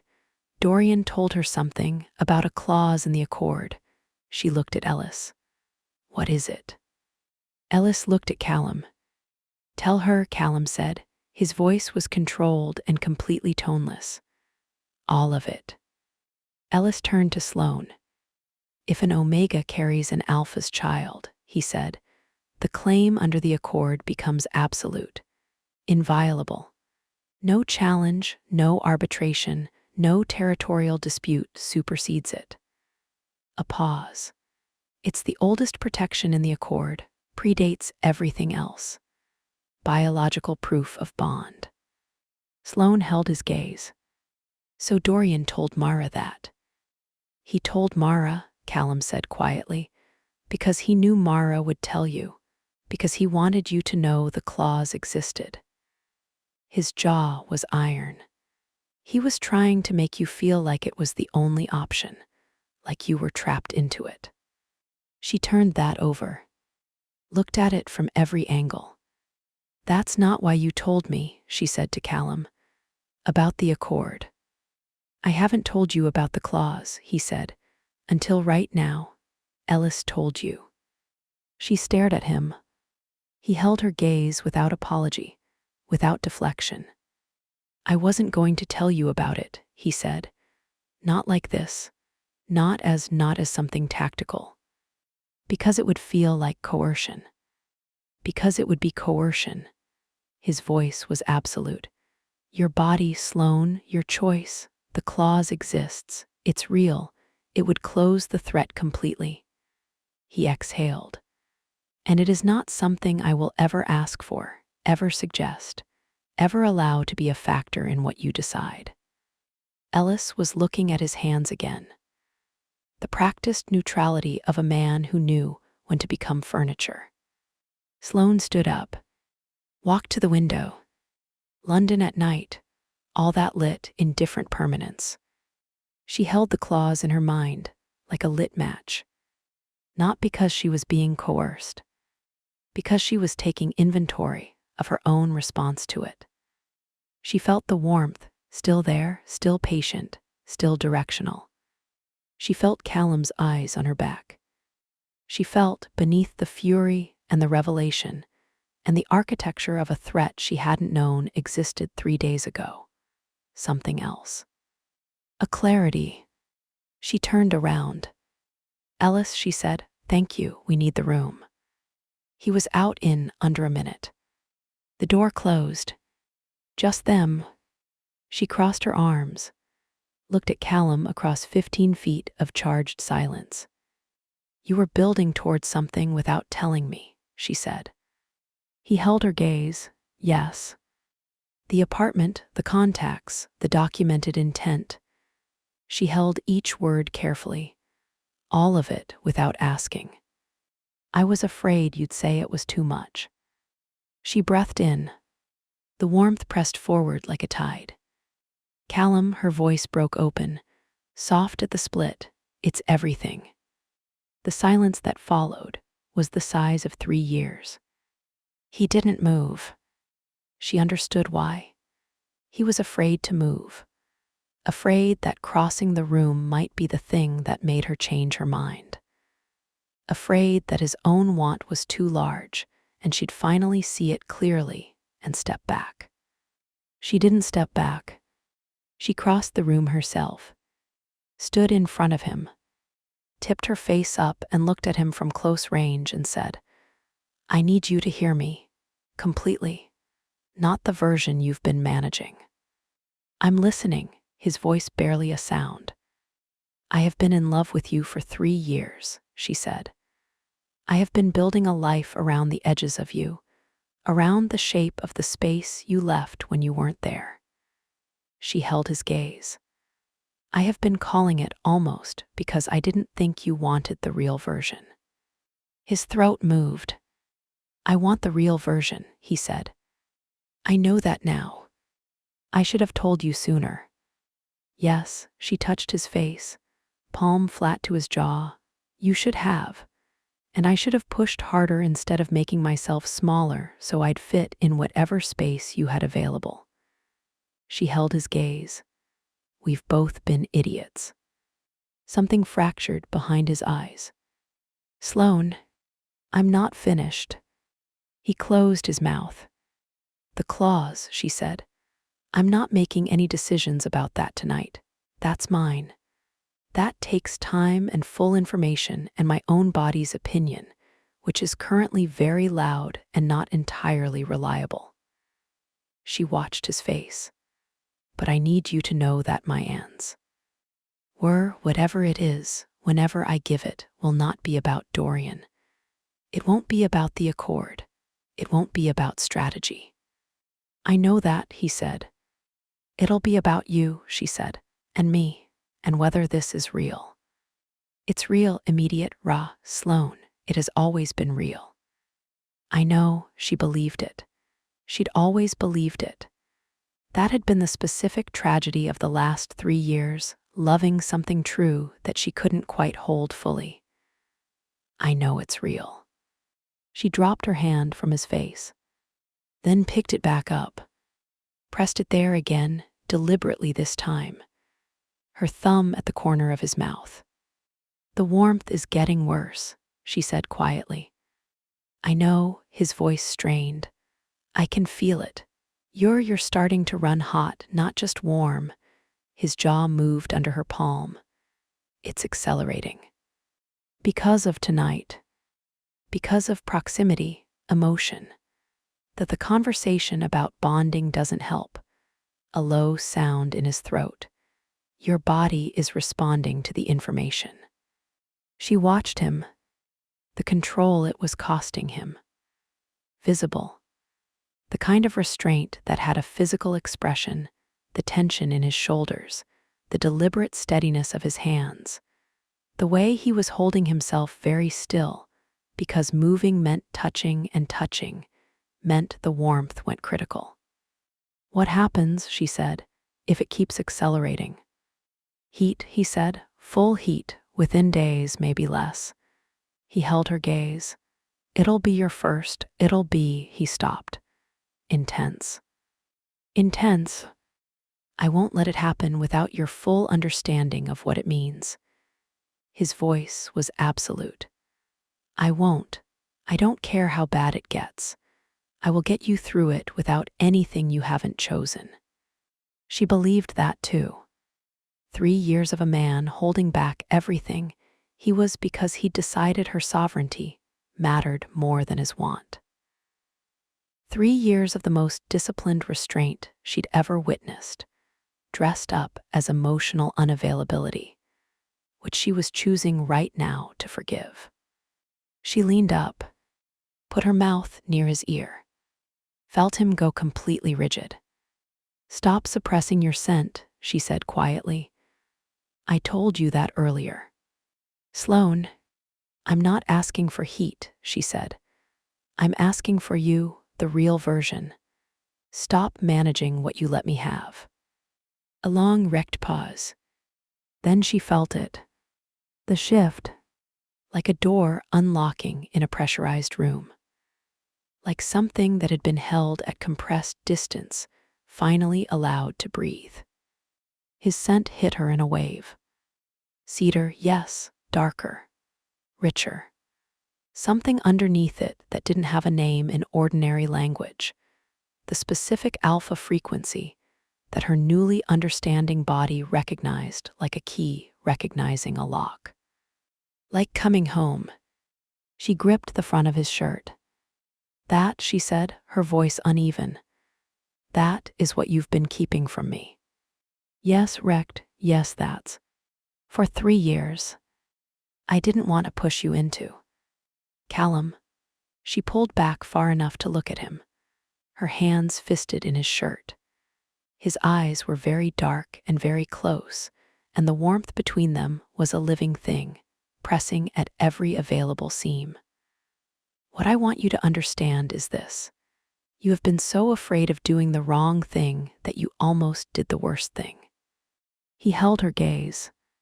You almost let me leave, she said, without ever giving me the full picture, without ever letting me choose from a position of knowing everything. She held on. The burner phone saved us. Think about that. A stranger's breach of your privacy is what made you finally. I know, rough, broken at the middle. I know, Sloane. Don't do it again, she said. I won't. Don't manage me. Don't protect me from information I have the right to. Don't make choices on my behalf because you've decided what I can handle. I won't, I swear to you, I won't. She looked at him, believed him, let go of his shirt, smoothed it flat, the domesticity of the gesture in the middle of everything. Dorian, she said, what's the next move? He blinked, the gear shift. She watched him find his footing. He'll make contact, Callum said. Now that the Zurich breach is exposed, and he'll know it's exposed, he has people. He'll escalate to something more direct. How direct? He'll want to meet you. She felt cold. He wants to assess me, she said. Understand the variable in person. Yes, and you're going to try to prevent that. I'm going to, he stopped. Read her face. Changed direction. I would prefer you didn't meet him, but I understand that what I prefer is not. Not the deciding factor, no. She held his gaze. If he makes contact, I decide how I respond, not you.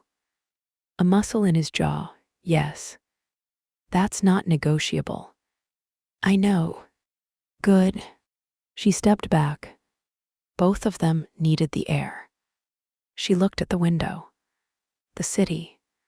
The same view that had held her steady all week while the world reorganized itself beneath her feet. The apartment, she said. What about it? Tomorrow, she turned, looked at him across the room. Take me home. Aro, show me the light. He looked at her the way he'd looked at her at 4 in the morning, when he thought she was sleeping. Like she was the thing that made the rest of it survivable. Tomorrow, he said. She nodded. She picked up her bag from the chair where she dropped it, moved toward the bedroom. At the doorway, she stopped. Didn't turn. One more thing, she said. Yes. The warmth, she paused. It's not going away. No, he said quietly. It won't. How bad is it going to get before I present fully? The pause was long enough to be its own answer. Bad, he said. Overwhelming, possibly. Your body has been holding this for 3 years, Sloane. When it finally. Will you be here for it? The silence that answered her was the most absolute she'd ever heard from him. I will not leave this building, he said, until you tell me to. She pressed her hand to the doorframe. The warmth agreed, pressed back. insistent, patient, devastatingly certain. "Good," she said. She walked into the bedroom. Behind her in the living room, she heard him breathe. Just that one long, controlled exhale. And underneath it, barely audible, the low sound of an alpha who had been holding the entire weight of everything alone for 3 years, and had just, finally, been told he didn't have to anymore. She closed her eyes, pressed her back to the wall. The warmth pulsed. Dorian Vane was out there in the dark city, watching, recalibrating, deciding his next move. And she was here, in the apartment of a man who loved her with the terrified, structural, sideways devotion of someone who'd never been taught that love could be said out loud. She was here. She knew what she was now. She knew what was coming. And she was not, even slightly, afraid. She pushed off the wall. Tomorrow, south-facing windows and good light. Tonight, the warmth, and whatever heat was building beneath it, vast and patient and inevitable as a tide. She would meet it on her own terms. Eyes open, fully, irrevocably chosen. Chapter 6, Good Light. She didn't sleep again. 3rd night in a row. But this time it wasn't dread keeping her awake. It wasn't the burner phone or Dorian Vane or the vertigo of a world that had doubled in size without warning. It was the warmth. It had graduated. Sometime between midnight and 3, it had stopped being an ember and started being something with intention. Something that knew what it wanted and had run out of patience for waiting. She lay on her back and stared at the ceiling and felt it move through her like a second heartbeat. Slower than her pulse, deeper, deliberate. Callum was on the other side of the bed, not touching. That same careful inch of space he'd been maintaining all week, that continent of restraint. She could feel him awake. She could feel his scent in the dark. He wasn't suppressing it anymore. She'd asked him not to, and he'd listened. And now it lived in the room like a presence of its own, cedar and dark water. And that unnamed lower frequency that her body had stopped trying to translate and simply responded to. Directly, immediately, without her permission. She pressed her thighs together, heard him exhale. He knew, of course he knew. She was beginning to understand that very little she felt was invisible to him.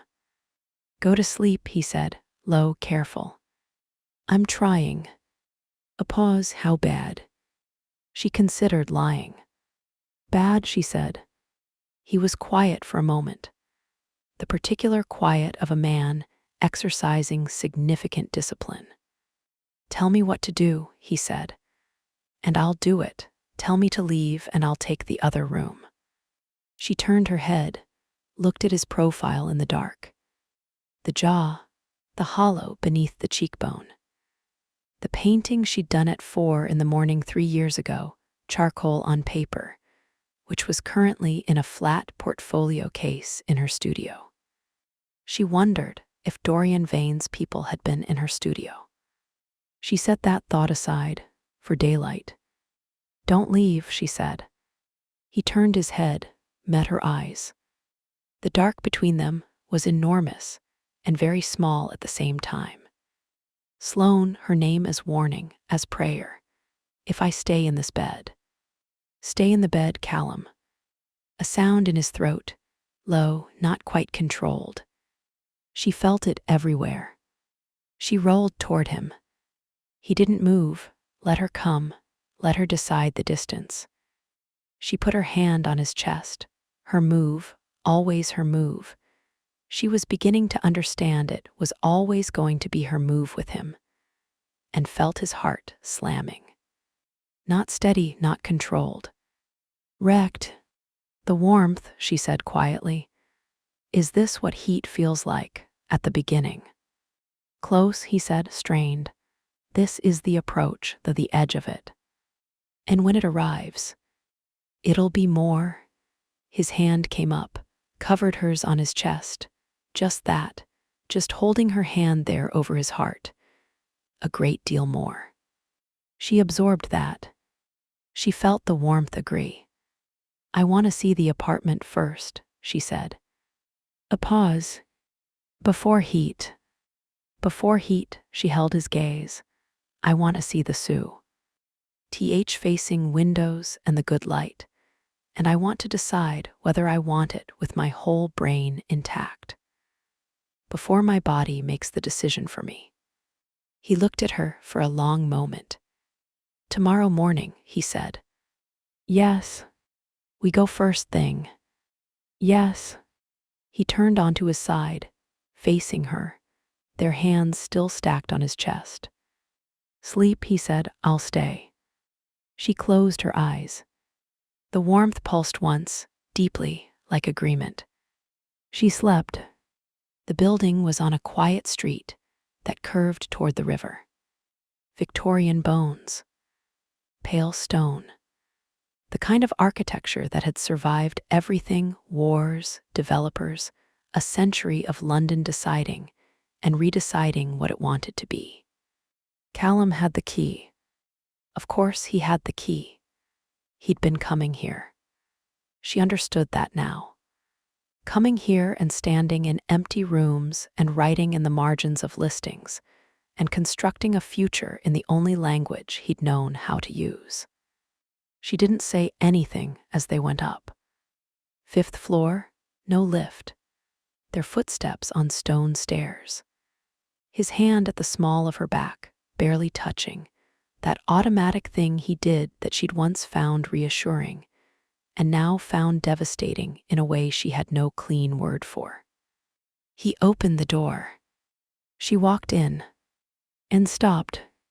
The light, even in November, even with the sky doing its gray and reluctant thing. The south-facing windows caught everything available and multiplied it, threw it across bare floorboards in long, pale rectangles that moved as the clouds moved. It was the kind of light you built a life around. She knew it immediately, the way you knew a perfect canvas, the way you knew a sentence was true.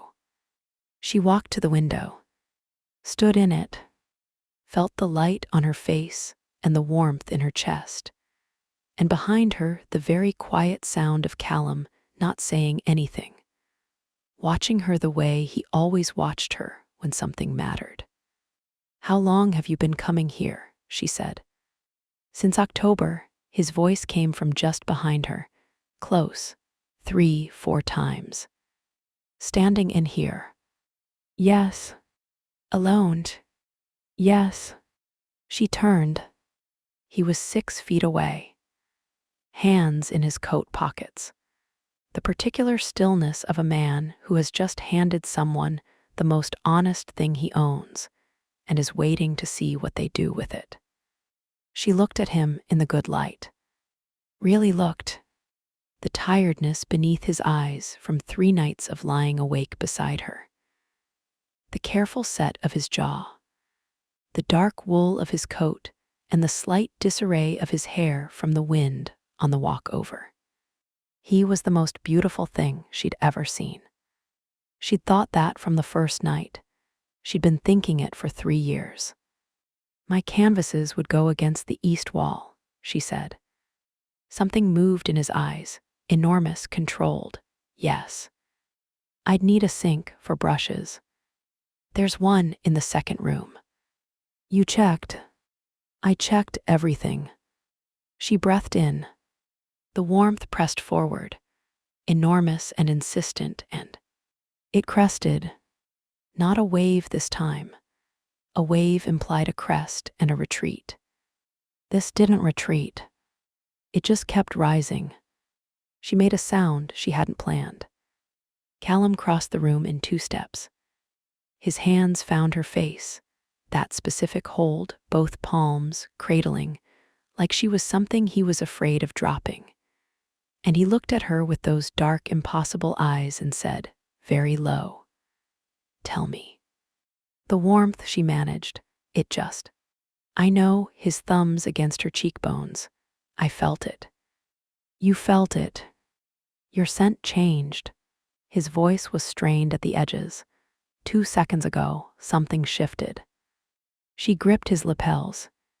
The room was bright and bare and smelled of old wood and new possibility. And the warmth was enormous.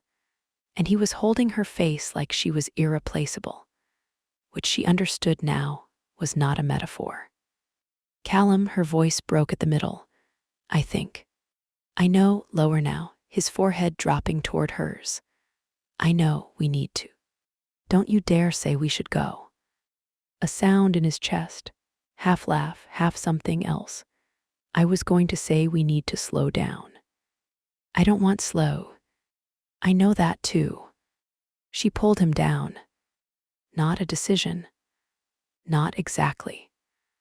The warmth making the calculation her brain had been too careful to make, pulling his mouth to hers with a precision that felt less like impulse and more like inevitability. He kissed her back immediately. No hesitation, no managed half-second. All of him, present and immediate and devastating. His hands moved from her face to her waist to her back, pulling her against him, and she felt the full length of his body against hers, and the warmth went critical. Every nerve ending simultaneously. A heat that started deep and radiated outward until she felt it in her fingertips, her throat, the backs of her knees. She made a sound into his mouth. He swallowed it. Tell me what you want, he said against her lips. Not performance. Real. The question of a man who'd been waiting 3 years to be allowed to ask it properly. She pulled back, just far enough to look at him.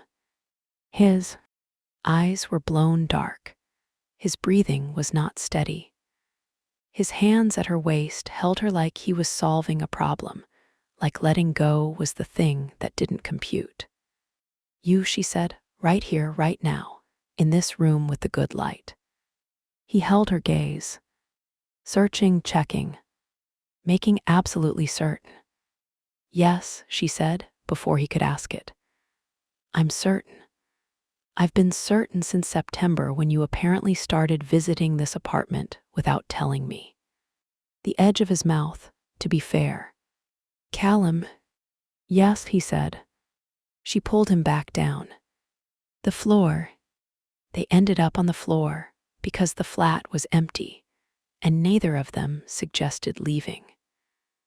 And the floor was warm from the rectangles of light that moved slowly across it as the morning progressed.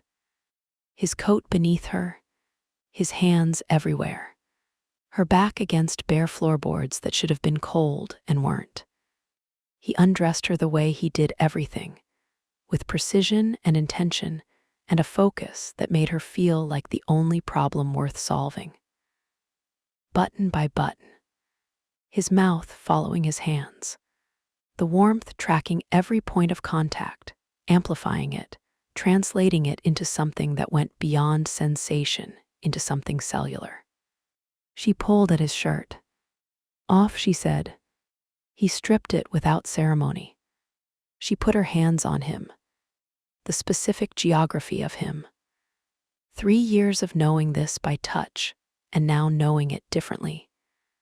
Knowing it as something her body recognized with a depth that memory alone couldn't account for. His skin against hers. The contact sent a shockwave through the warmth. She arched into him. Easy, he said low against her throat. We have time. We've had 3 years. Fair, his mouth moved down. Very fair. She threaded her fingers through his hair. Held on. The light moved across them. Slow and pale and indifferent. The city outside going about its day, entirely unaware. He was deliberate, devastatingly deliberate. The warmth wanted fast, and he gave her slow, not to frustrate. She understood that now. But because he'd been waiting 3 years to do this properly, and he was not wasting it. His mouth at her collarbone, her sternum, her ribs. "Callum, here," he said, not going anywhere, "right here." His hands, his mouth. The specific attention of a man who had been cataloging her for 3 years and was now using every item in the catalog. She broke apart twice before he moved over her. Both times he held her through it, his voice low and continuous against her skin, saying her name and other things, private things, the things that lived underneath 3 years of managed language, finally surfacing. When he finally moved over her, she put both hands on his face, made him look at her. "Is this okay?" she said. He stilled, looked down at her. Something fractured in his expression, soft and enormous. "You're asking me," he said. "Yes." Sloan, his voice cracked at the center. "You're asking me. I want to know," she said, properly. "Is this what you want? Not the managed version, the real version." He pressed his forehead to hers. "You have no idea," he said quietly, "how long I have wanted this. Tell me." "Since the first night," he said. "Since you were across a room full of people, and I felt you before I saw you, and my entire life rearranged itself without my permission." He held her gaze. "Since then, every day since then." She breathed in, his scent, full and unmanaged and devastating. "Then yes," she said, "this is what I want too." He moved. She gasped. The warmth became something else entirely. Something that didn't have a name in any taxonomy she'd been given. Something that went beyond heat into sound, into light, into the specific frequency of two people who have been building to a single moment for 3 years and have finally, irrevocably, arrived. She held onto him. He held onto her. The light moved across the bare floor around them. Outside, London went about its business. Inside, in a flat with south-facing windows and good light, 2 people stopped performing almost. Afterward, she was on her back with his arm heavy across her, and the pale rectangles of light moving slowly toward the far wall as the morning tilted toward noon. Neither of them spoke for a long time. She didn't need to. The warmth was still present. It would always be present now, she understood, until it completed, but it had settled. Quieted to something deep and steady that felt less like urgency and more like recognition. Like something that had been looking for a place to land. And had landed. "The east wall," she said finally. His arm tightened. "Yes.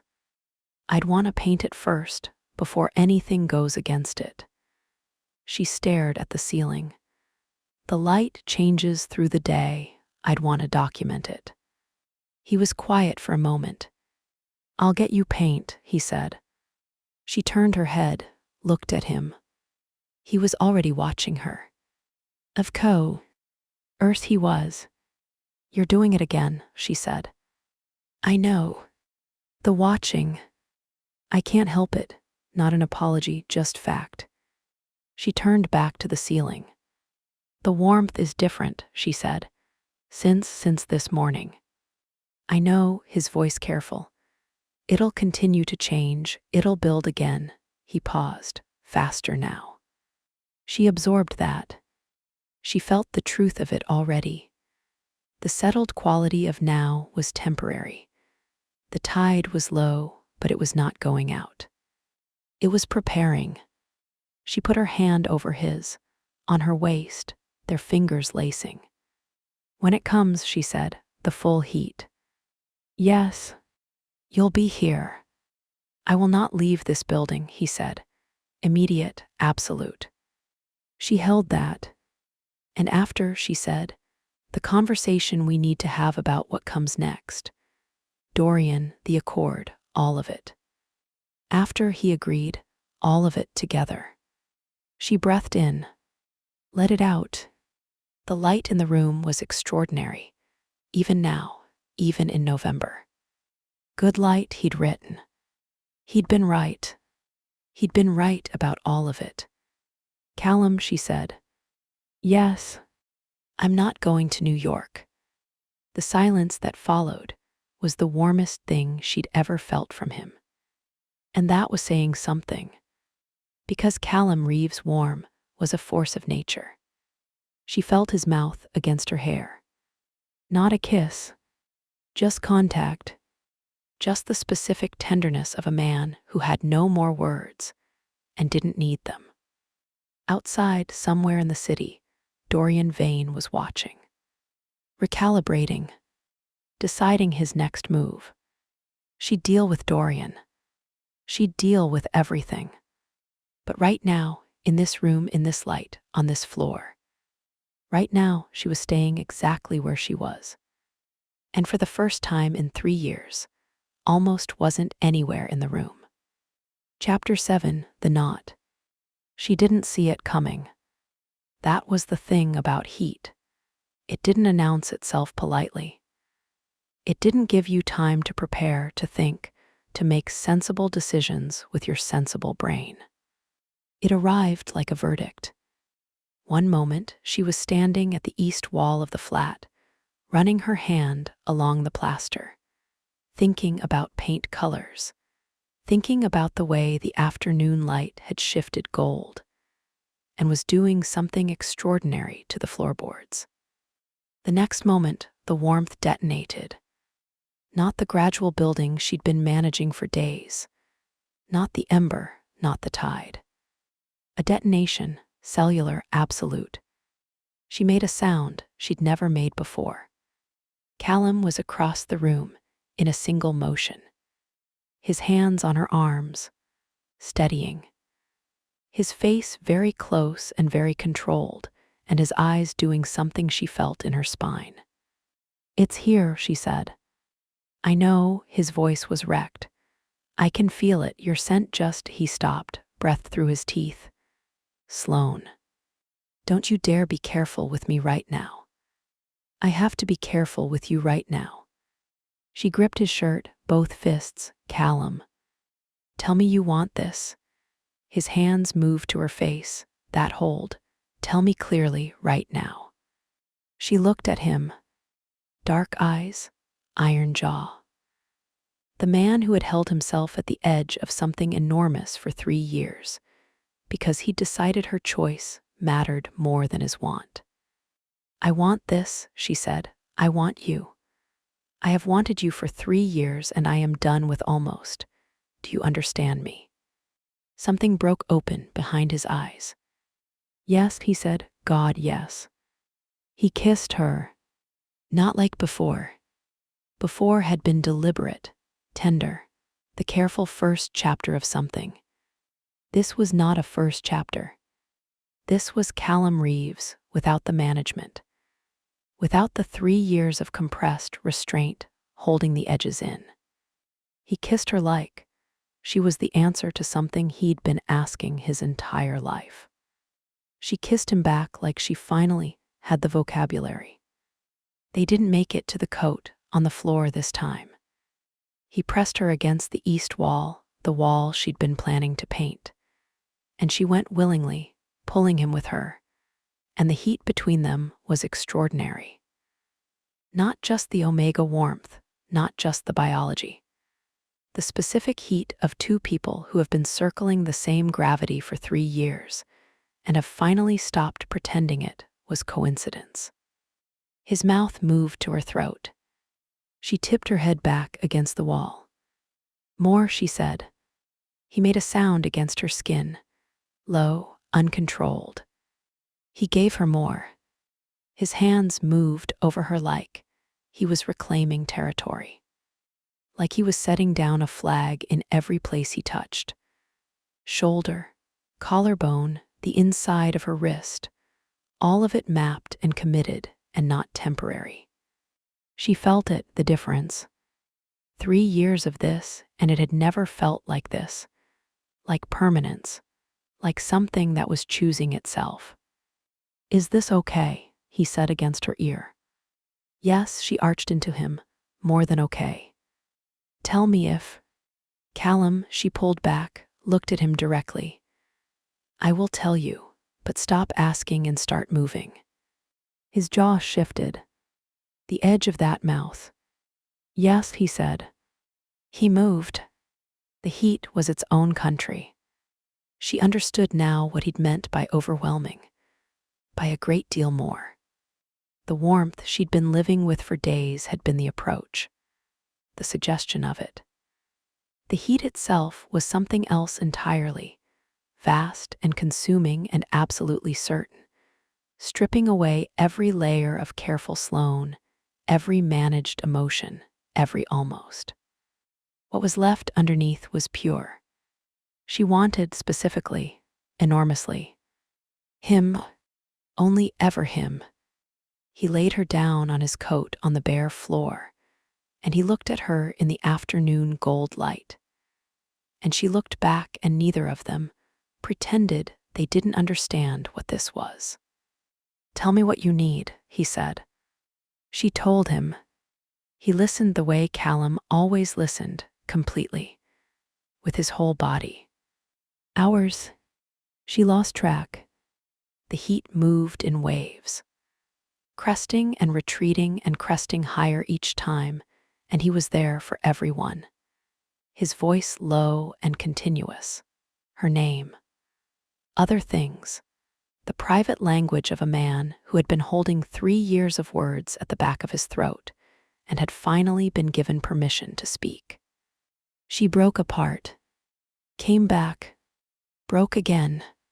He held her through every wave, his hands steady even when the rest of him shook. She felt the shaking, felt what it cost him, the discipline of it, wanting everything and giving her everything and managing both simultaneously.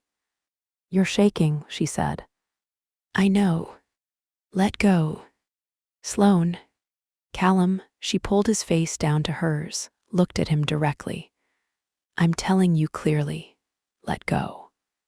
Something enormous moved through his face. "You're certain," he said. "I have never been more certain of anything in my life." He exhaled and let go. The knot was not something she'd been prepared for. Not intellectually, not physically.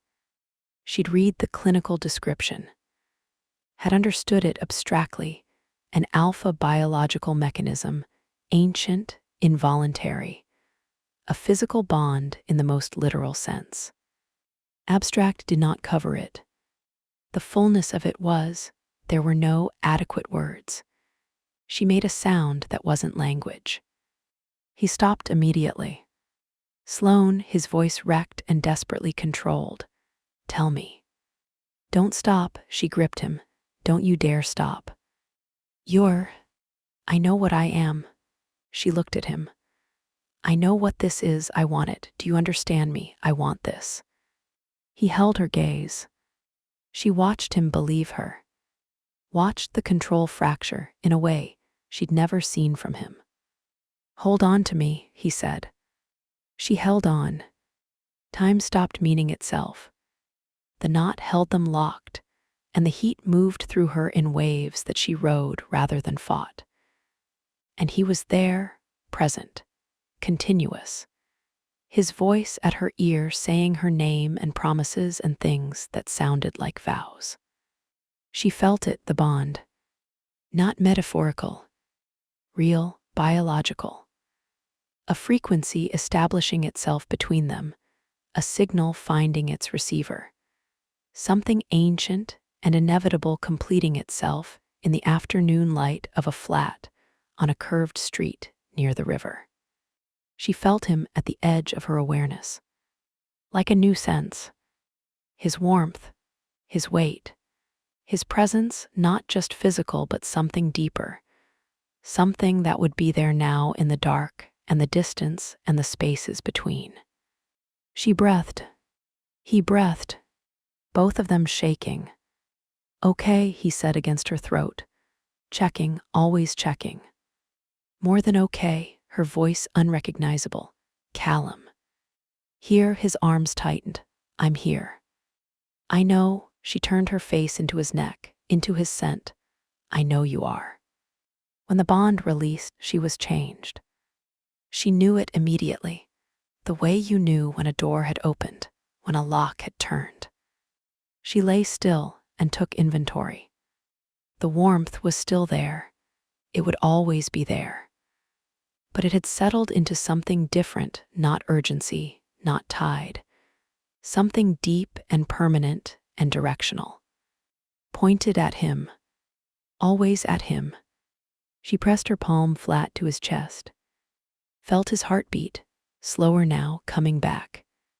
He was watching the ceiling, his arm across her, his jaw moving slightly like he was working through something. She studied his profile. "Say it," she said. He turned his head, met her eyes.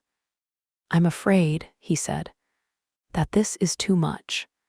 That when you're through the heat and you have your brain back, you'll look at what just happened and..." "Callum, I know I said I wouldn't manage you.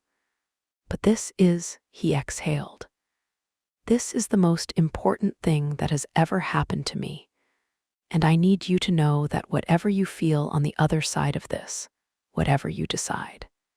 She kissed him. Quiet, deliberate, full. He went still. She pulled back. "I already decided," she said. "I decided in the kitchen 3 days ago when I put the phone back in your pocket and waited for you to come home." She held his gaze. "I was always going to choose you. I choose. T needed you to stop hiding the real version of you long enough for me to choose it properly." He stared at her. She watched it land. Watched 3 years of fear dismantle itself in his face, piece by piece, in the afternoon light. "Sloane," he said. "I know," she said. "Me too." They lay there as the light shifted. Gold to amber. Amber to the thin gray of a November late afternoon. The city outside darkening. The room going quiet around them. She felt him at the edge of her awareness. A warmth that wasn't the heat. Steadier, deeper. Him. Just him. She'd have that now, in the dark, in the distance, in the spaces between. She wasn't sure yet what that meant for everything else. The accord, Dorian, the conversation about what came next. But she held it. This moment, this room. This man who had spent 3 years loving her in the only language he knew how to speak, and had finally, tonight, learned a new one. The one she'd been waiting for. She turned her face into his shoulder. He pressed his mouth to her hair. "The east wall," he said eventually, very quiet. She almost laughed. "What about it?" "Whatever color you want." She thought about it. "Warm white," she said. "Something that catches the light without fighting it." His arm tightened. "Yes," he said, "perfect." She closed her eyes. Outside, somewhere in the dark city, Dorian Vane was watching. Recalibrating. Preparing his next move. White flowers, she would learn soon. White flowers meaning contested claim. But that was tomorrow. Tonight she was here. Locked into the warmth of a man who had finally stopped holding back. A man she could feel now at the edge of everything. Steady, present, permanent. She breathed in his scent. And for the first time in 3 years, nothing about the future felt like almost. Chapter 8, The Other Alpha. The flowers arrived on a Tuesday. White, long-stemmed, arranged with the kind of precision that announced itself as threat. Sloane was alone in the studio when they came. No card. Just the flowers in a tall black vase, delivered by a man in a gray coat who was gone before she thought to ask his name. She stared at them for a long time. Then she called Callum. He answered on the first ring. He always answered on the first ring now. Something had changed in the frequency between them since the flat, since the bond, and she felt it when he picked up. That edge of his awareness touching hers. Checking. White flowers, she said. At the studio, no card. Silence. 1 second, 2. Don't touch them, he said. I'm coming. He arrived in 11 minutes. She knew because she watched the clock. She'd been watching a lot of things differently since the bond, more precisely, more completely. He came through the studio door, and his eyes went to the flowers first, then to her. His jaw set. She'd never seen that specific expression on him. Not anger exactly. Something older. Something that lived beneath anger and was considerably more dangerous. White flowers, she said. What does that mean in your world? He looked at her. Contested claim, he said. The words landed cold and deliberate. He's announcing his intent, Callum said. His voice was flat in that particular way that meant something enormous was being compressed underneath it. To anyone who understands the language, he's saying you're not settled, not decided. I am decided. I know that. He crossed the room, stopped in front of her. His hand came up and touched her face, brief, sure, a check-in that was also a declaration. He doesn't care what you know, he cares what he can contest. She looked up at him. He doesn't know about the bond, she said. Something moved through Callum's eyes, dark and careful. No, he said, not yet. When he finds out, he will escalate. She nodded. She'd known that already. She just needed to hear him say it straight. She turned back to the flowers. White petals, perfect, obscene in their perfection. She picked up the vase and put it in the bin. Callum watched her do it. Something shifted in his face, soft and devastated and proud. Good, he said quietly. Dorian Vane sent flowers 3 more times that week. Different studios, different delivery men. Once to Mara's office, which crossed a line Sloane had not authorized anyone to cross. She called Mara immediately. Are you all right? She said. Fine, Mara's voice was tight. Sloane, who is this man? Someone making a point. What point? That he can reach the people I love. Sloane watched the street from Callum's window. Don't accept anything else, from anyone you don't recognize. You're scaring me. Good, stay scared. It'll keep you careful. She hung up, turned to find Callum in the doorway. He'd heard everything. His expression was the controlled surface of something that wanted very much to not be controlled. The contact, she said, Ellis can. He find out what Dorian's actual next move is. He's working on it. Work faster. Callum looked at her for a moment. Then, yes. Thursday. She was coming out of a coffee shop on a street. She'd walked 100 times when she felt it. Not the warmth, not the bond frequency. Something else. A presence at the wrong register. Heavy, old, the specific pressure of an alpha who wasn't Callum and wasn't bothering to suppress anything. She stopped walking. He was already there, standing against a black car, not approaching, just present, letting her see him. Dorian Vane was not what she'd expected. She'd built him from pieces, the intelligence operation, the contested claims, the white flowers, the 14 months of carefully dismantling her stability. She'd built him large and angular and obvious. He wasn't obvious. He was 52 and silver-haired, and had the particular elegance of a man who'd never needed to perform power because he'd simply always had it. Dark coat. No expression she could read. His eyes were the color of deep water.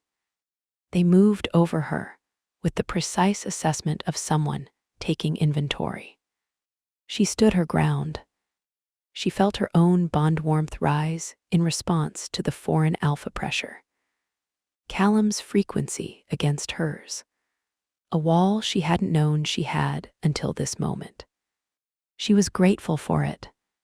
Dorian's head tilted. He'd felt it. One corner of his mouth moved, not a smile, recognition. He crossed the pavement toward her. She didn't step back. "Ms. Whitfield," he said. His voice was low and measured, and carried the particular cadence of a man who'd never once been told no, and had simply found that interesting rather than frustrating. "Mr. Vane," she said. He stopped 3 feet away.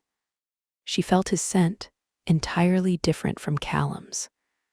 Colder, drier, old money and old power, and something underneath that was purely biological. Alpha frequency on a different channel. Her bond warmth pushed back. His eyes dropped to her throat. Came back up. Something shifted in his expression. Very small, very controlled. He'd confirmed it. "You present quickly," he said, "for a latent."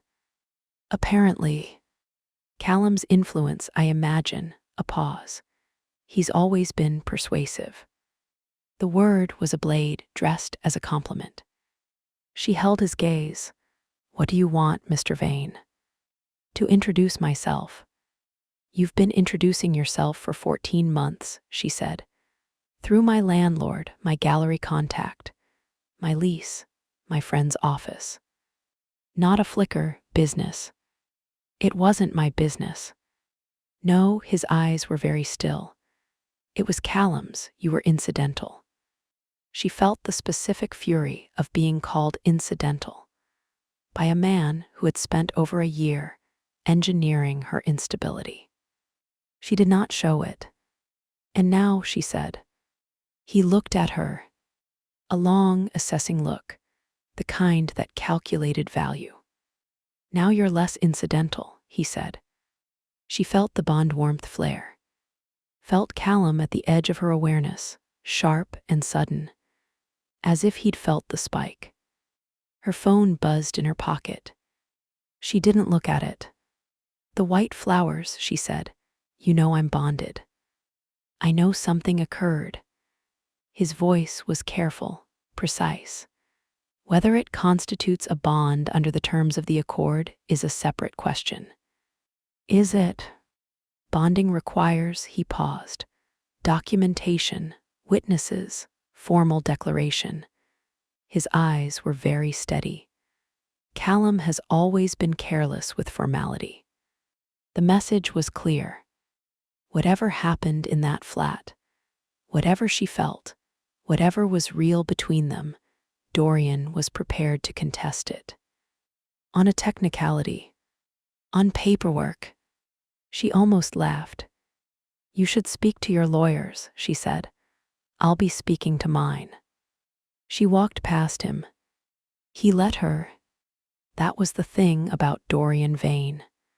She understood it completely in that moment. He let her walk because walking was permitted, because he'd decided this interaction had achieved its purpose. He'd wanted her to know he existed. He'd wanted her to understand the shape of what he was willing to do. He'd wanted to see her bond warmth and decide what it was worth.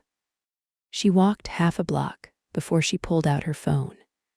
Callum, 7 missed calls, 2 texts. Both texts said one word. "Where?" She called him. He answered before it rang. "I'm fine," she said. "Where are you?" His voice was not fine. 3 blocks from the coffee shop on Garrett Street. She kept walking. "He was waiting for me." The silence on the other end, lasted exactly 2 seconds. "I'm coming," he said. "I know," she paused. "Callum." "Yes." "Don't run." "A beat." "I'm not running," he said. His voice was controlled and absolutely murderous. "You're not running," she agreed. "You're coming to meet me, calmly, because I'm fine and I handled it." Another silence. "Did he touch you?" "No." "Did he?" "Callum." She stopped walking, stood on the pavement in the thin November cold. "I'm fine. I'm standing on Garrett Street and I'm fine, and I want you to come get me." And then I want to tell you everything he said, while it's still exactly accurate in my memory. A long exhale on the other end. 4 minutes, he said. 4 minutes, she agreed. She hung up, stood in the cold, felt the bond warmth working steadily against the residue of Dorian's frequency. Her phone buzzed again. Unknown number. She stared at it. Answered. "Ms. Whitfield," Dorian's voice, measured, almost warm. "One thing I neglected to mention." She said nothing. "The clause," he said, "in the accord. I assume Callum has told you." "I'm aware of the clause." "Then you're aware that it's the cleanest resolution." A pause. Permanently inviolable, no contest possible. Another pause, deliberate. "I'm telling you this not as a threat, Ms. Whitfield, as information." "You're telling me this," she said, "because you want me to feel like I have no other option." Silence. "I'm telling you this," he said, "because Callum won't.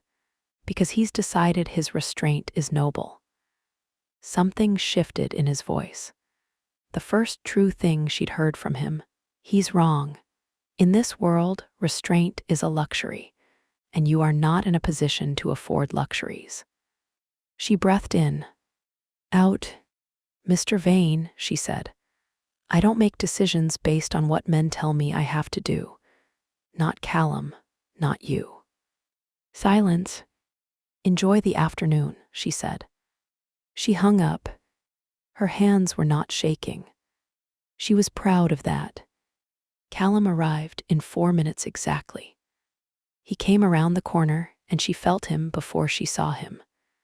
Bond warmth surging in recognition. Her body's new compass swinging north. He saw her immediately. Crossed to her with that particular velocity she'd clocked twice now, the alpha quick, the move before deciding. His hands on her face. The hold, both palms cradling. His eyes going over her, with the rapid inventory of a man checking for damage. "I'm fine," she said again. I know he wasn't convinced. "I handled it. Tell me everything." She told him. All of it verbatim. The contested claim, the documentation argument, the phone call. His jaw got tighter with every sentence. By the time she finished, he was looking at something over her shoulder that wasn't there. The specific focus of a man running calculations. "He called you," Callum said, very quiet. "Yes. He has your number." "Apparently." A muscle in his jaw, that's new. "I noticed." She watched his face. "He wanted me to feel the pressure of the clause without you being the one to apply it." Callum's eyes came back to hers. "He's trying to make you act independently of me, make a decision that feels like yours." "I know that too." He looked at her. She looked back. "I'm not afraid of him," she said. "I know." His thumbs moved against her cheekbones, that involuntary thing. "That's what worries me." "I'm not reckless," she said. "There's a difference." "I know that too." His forehead came down toward hers. His voice dropped. "I felt the spike when you were near him. Your frequency spiked and I was across the city and I couldn't." "You felt that?" Immediately, his jaw. I will always feel that. She put her hands on his wrists, held them. He confirmed the bond is real, she said. The way he looked at me, he felt it. He's just going to argue paperwork. Callum went still. He's going to argue the formal declaration requirement, she said. Witnesses, documentation. He said you were careless with formality. Of course he did, a beat, because he knows I am. She held his gaze. So we stopped being careless, she said. He looked at her for a long moment. Something moved through his expression. Multiple things, all of them enormous. Sloane, I'm not making any decisions on his timeline, she said. I want to be very clear about that. Nothing I do from this point forward is because Dorian Vane pushed me into it. I know, but I also want to be clear about something else. She held his gaze. I know what I want. I've known since the kitchen. Since before the kitchen, if I'm being honest with myself. A pause. What I need from you is not management, not strategy, not the careful release of information. She tightened her grip on his wrists. What I need is for you to stop being afraid of asking me for the real version. His breathing changed. She felt it, felt the bond warmth surge between them. Felt him at the edge of her awareness, warm, enormous, terrified. Ask me, she said. He looked at her. For a long, suspended moment on a cold street in November, with the city moving indifferently around them. He looked at her like she was the only fixed point. Like she always had been. Not here, he said, his voice barely sound. Not like this, not with him, his jaw. You deserve better than a pavement with Dorian Vane's fingerprints on the afternoon. She looked at him. Understood. Okay, she said. Soon, he said, I need soon. Soon, she agreed. He pulled her against his chest. She let him, felt his heartbeat again. To her ear, fast, not steady, pretending steady. The city moved around them. Somewhere in it, Dorian Vane was recalibrating. She felt it in her bones. The next move was coming. She also felt, deeper and steadier, than anything Dorian could manufacture, the bond. Callum's frequency, woven through hers. Permanent, whatever paperwork said, whatever the accord required, whatever Dorian contested. She pressed her palm to Callum's chest, felt his heartbeat slow when she touched him. Just that, just her hand. And him coming back. Always coming back. She closed her eyes. Let the city be loud and cold and indifferent. In here, between her palm and his heartbeat, everything was decided. She just had to let him catch up. Chapter 9, What Dorian Knows. She went alone. Callum didn't know until she was already in the car. She'd left him sleeping, rare that. He slept so rarely and so lightly that finding him under in the gray morning light felt like something stolen. She'd watched him for a moment, the jaw slack, the dark lashes, the particular defenselessness of a controlled man who'd finally let himself rest. She'd kissed his shoulder. Then she'd left. Dorian's office was in Mayfair. Of course it was. Old building. Older money. The kind of address that didn't need a sign because the people who needed to find it already knew where it was. She gave her name at the desk. They were expecting her. He stood when she entered. That surprised her. She hadn't expected courtesy from Dorian Vane. She'd expected the performance of power, the seated man, the made-to-wait, the deliberate architecture of dominance.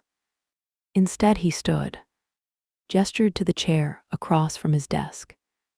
Ms. Whitfield, he said, thank you for coming. I didn't come for you, she said. I came for information. The corner of his mouth, of course. She sat. He sat. The office was exactly what she'd have designed for him if someone had asked.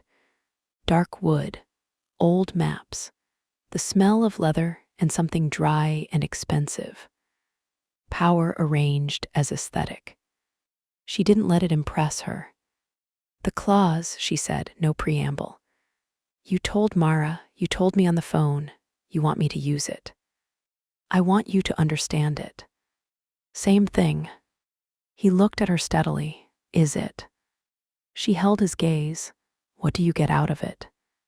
A pause, the first genuine one she'd seen from him. Something moved behind his eyes, not warmth, not calculation. Something older. Resolution, he said. She stared at him. You've spent 14 months destabilizing my life, she said. Interfering with my lease, my gallery, my friends. You have an intelligence operation that found me because I was near Callum. She kept her voice level. And now you want resolution. I want the Meridian situation resolved. His voice was precise. A bonded alpha pair with a sealed claim is immovable, unchallenged under the accord. He paused. If you and Callum are fully sealed, my leverage disappears. The deal proceeds. Everyone moves on. She went very still. You're telling me, she said slowly, that you want us to bond completely. I'm telling you that a sealed bond makes you untouchable. His eyes were steady. And makes Callum focused, which means Meridian closes, which means I lose a battle I've decided isn't worth the cost. She studied him.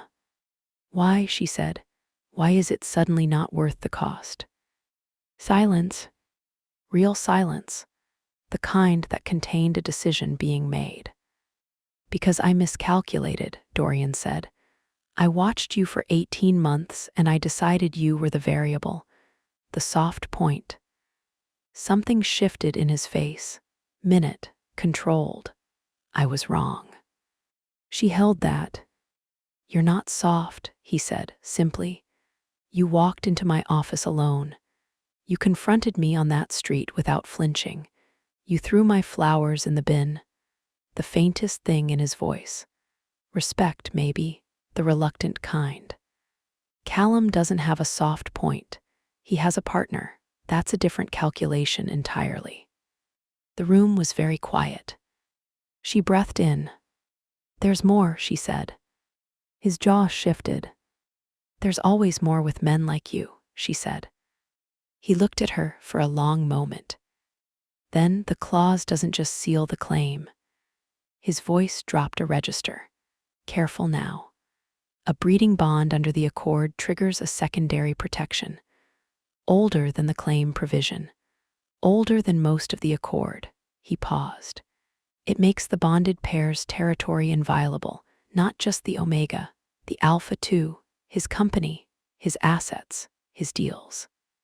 She stared at him. Meridian would be untouchable, she said. By anyone operating under the accord. Yes. Including you. Including me. She sat with that. The architecture of it. Dorian hadn't just been trying to destabilize Callum's relationship. He'd been trying to prevent the one outcome that would make Callum completely unassailable. He'd been afraid of them. Together, completely. Why? You're not surrendering, she said. You're securing your own exit. Something moved in his eyes. The closest thing to genuine she'd seen from him. I'm a practical man, Ms. Whitfield. You're a man who spent 14 months making my life smaller, she said. And now you want credit for stopping. He didn't respond. She stood. The clause is mine, she said. My decision, my body, my timeline. She held his gaze. Not yours, not Callum's, mine. I know that. Then we understand each other. She turned toward the door. Ms. Whitfield. She stopped, didn't turn. The white flowers, he said. I apologize for those. She stood very still. They were a message, he said, not a threat. I understand the distinction was unclear. She turned just enough to look at him, over her shoulder. Burn the list, she said. The scouts, the omegas you've been tracking near other alphas. Her voice was quiet and absolute. All of it. That's my condition for not making what you've done to me very, very public. The silence stretched. Yes, he said. She walked out. Callum was in the hall of his building when the car pulled up. She saw him through the window before he saw her. He was standing with his phone in his hand, and the specific stillness of a man who had been managing terror for approximately 2 hours. She got out of the car. He crossed to her in 4 steps, his hands on her face, the hold, his eyes going over her with that rapid inventory she knew now was involuntary, the alpha check, the need to confirm intact. You went alone, he said. Yes. Sloane. I'm fine. She held his gaze. More than fine, I got what we needed. His jaw, you should have told me. You would have come with me. Yes. And then it would have been a negotiation between alphas, she said, instead of what it was. He stared at her. What was it? He said carefully. A woman making clear she isn't a variable. She held his gaze. It needed to be me, alone, on my own terms. The argument moved through his face. She watched him want to fight it. She watched him choose not to. Tell me everything, he said. She told him in the kitchen. All of it, verbatim. Dorian's exit strategy, the secondary protection, the territory clause, the scouts. His expression cycled through several things. Anger, calculation, something darker when she got to the scouts.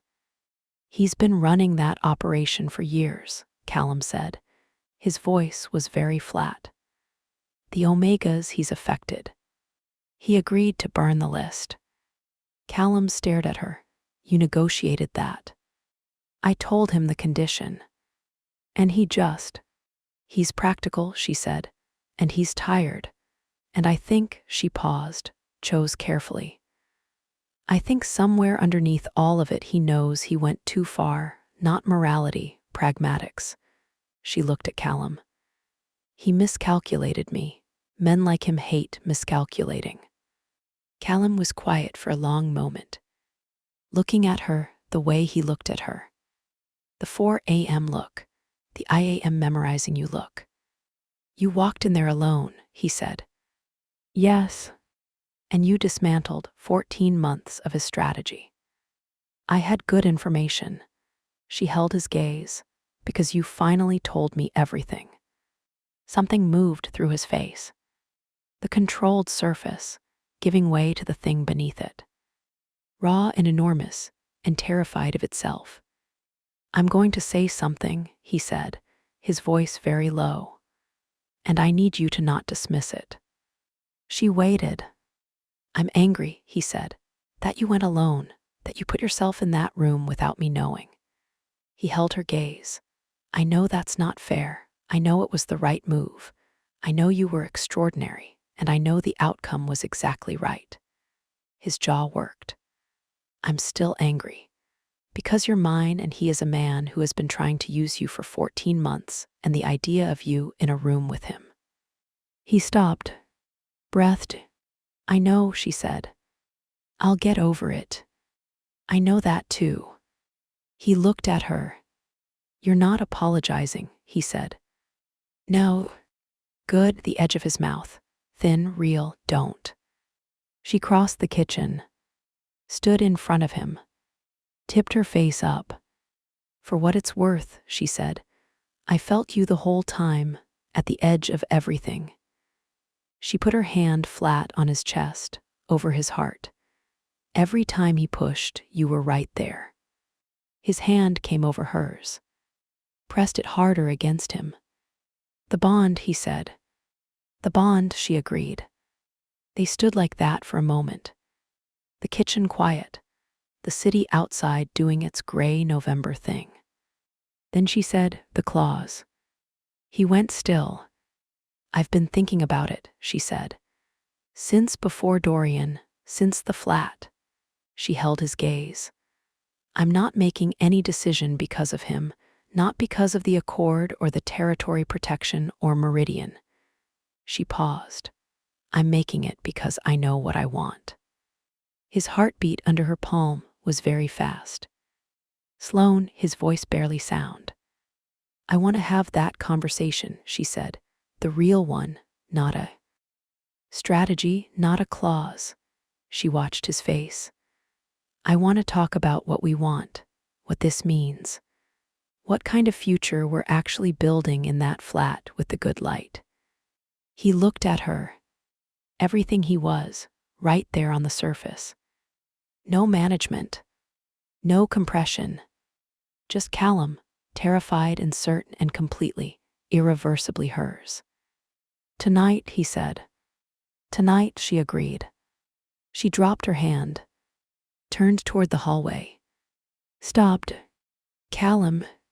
"Yes." "The argument," she said. "The one you're not having with me about going alone." A beat.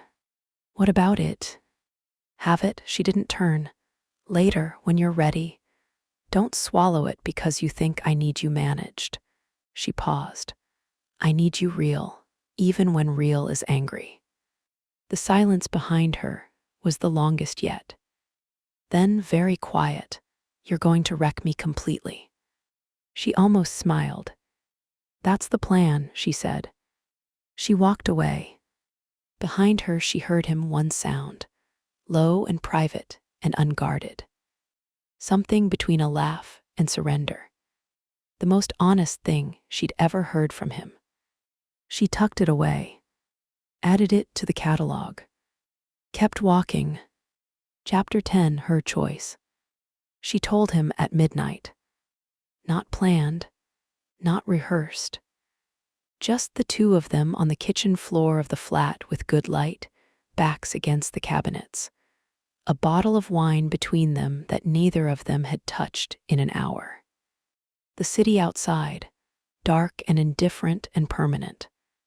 She'd been thinking since Dorian's office, turning it over, examining every angle with the cold precision she used on canvases, looking for the false note, the performed line, the place where the truth went soft. She hadn't found one. "I want to talk about the clause," she said. Callum went still. Not his usual stillness. Something deeper. The stillness of a man who has been waiting for a specific conversation and has been afraid of it in equal measure. "Sloane, let me finish." He closed his mouth. She looked at the window, the dark city, the light they'd bought together now living in the glass. "I know what it means," she said. "Biologically, legally, under the accord, I understand the protection it offers." She paused. "I also understand that you will never ask me for it, that you'd rather lose Meridian and fight Dorian for a decade than put one atom of pressure on that decision." He said nothing. "I know that," she said, "and I love that about you, and it's also making me insane." The edge of his mouth moved. She turned her head, looked at him directly. "I'm not doing this for the accord," she said. "I'm not doing it for Meridian or the territory clause or because Dorian Vane spent 14 months making my life smaller." She held his gaze. "I'm doing it because I know what I want. I've known since the flat, since the bond." His jaw was iron. His eyes were everything. "What do you want?" he said, barely sound. "You," she said, "all of it, the real version." She held the eye contact. "A child, Callum, with you, when we're ready, because we want it." The silence was enormous. She felt him at the edge of her awareness. The bond warmth flaring. His frequency against hers not controlled now, not compressed. Wide open. "Tell me this isn't about Dorian," he said, very quiet. "I just told you that. Tell me again." She turned fully to face him. Cross-legged on the kitchen floor in his flat with the good light meeting his eyes in the dark. "This has nothing to do with Dorian Vane," she said. "This is about us, what we're building, what I want standing in those rooms in the morning with good light on the east wall." She didn't look away. "I want a life, Callum, a real one, not almost." His throat moved. "You're certain?" "I have never been more certain of anything." He held her gaze for 3 full seconds. Then he reached across the space between them and took her hand. Just that, his palm over her knuckles. Warm, certain, the gesture he always came back to. "I want that," he said. "Everything you just said, I want all of it." His voice cracked at the center. "I've wanted it for 3 years and I didn't know how to ask." "You're asking now." "I'm asking now." She looked at him, the man who loved her in structures and margins and documented intent, who had spent 3 years holding the full weight of himself back because he'd decided her freedom mattered more than his want. She was done making him hold it alone. "Then yes," she said. He kissed her on the kitchen floor. Slow, deliberate, like he was reading her from the beginning. She sank into it, let herself be read. His hands moving through her hair, her fingers in his shirt, the wine between them forgotten. The bond warmth rising. "Bedroom," she said against his mouth. "Yes," he said. The flat was theirs now, in a way that landed differently tonight. Not the desperation of heat, not the overwhelming biological tide. This was chosen, deliberately eyes open, by 2 adults teeting on a kitchen floor, deciding the future out loud together for the first time. He moved over her with that devastating deliberateness. His mouth at her throat, her collarbone, the places he'd learned and kept learning. "Tell me what you want," he said. She told him. He gave her exactly that. Then more. She was burning by the time he moved over her fully. Not heat, not the biological urgency of before. Something cleaner, deeper. Want that came entirely from her. From this man. From 3 years of knowing each other and finally, tonight, knowing each other completely. She pulled his face down, made him look at her. "This is my choice," she said, quiet, certain, her eyes holding his. His expression broke open. "I know," he said. "God, I know. Say yes if you want this too." "Yes, immediate, absolute. Sloan, yes." She pulled him closer. He came. The night unraveled. Wave after wave. His hands and his voice, and the specific gravity of him that had been rearranging her world since the first night across a crowded gallery.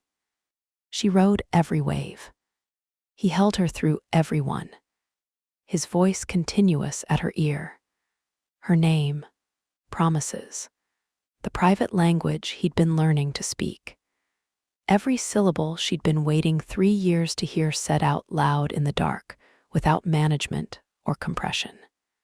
She broke apart. More than once. He followed, both of them undone, both of them certain. Afterward, the city was very dark and very quiet. She lay against his chest, his heartbeat slowing under her ear. His arm across her, that anchor. She felt the bond warmth deep and settled. Felt him at the edge of everything, as she always would now. "How do you feel?" he said, low, careful. She thought about it honestly. "Like I made the right decision," she said. His arm tightened. "You're sure?" "Callum," she pressed her palm flat to his chest. Stop waiting for me to change my mind. A pause. Old habit, he said. Break it. She felt his mouth against her hair. The exhale of a man letting something go.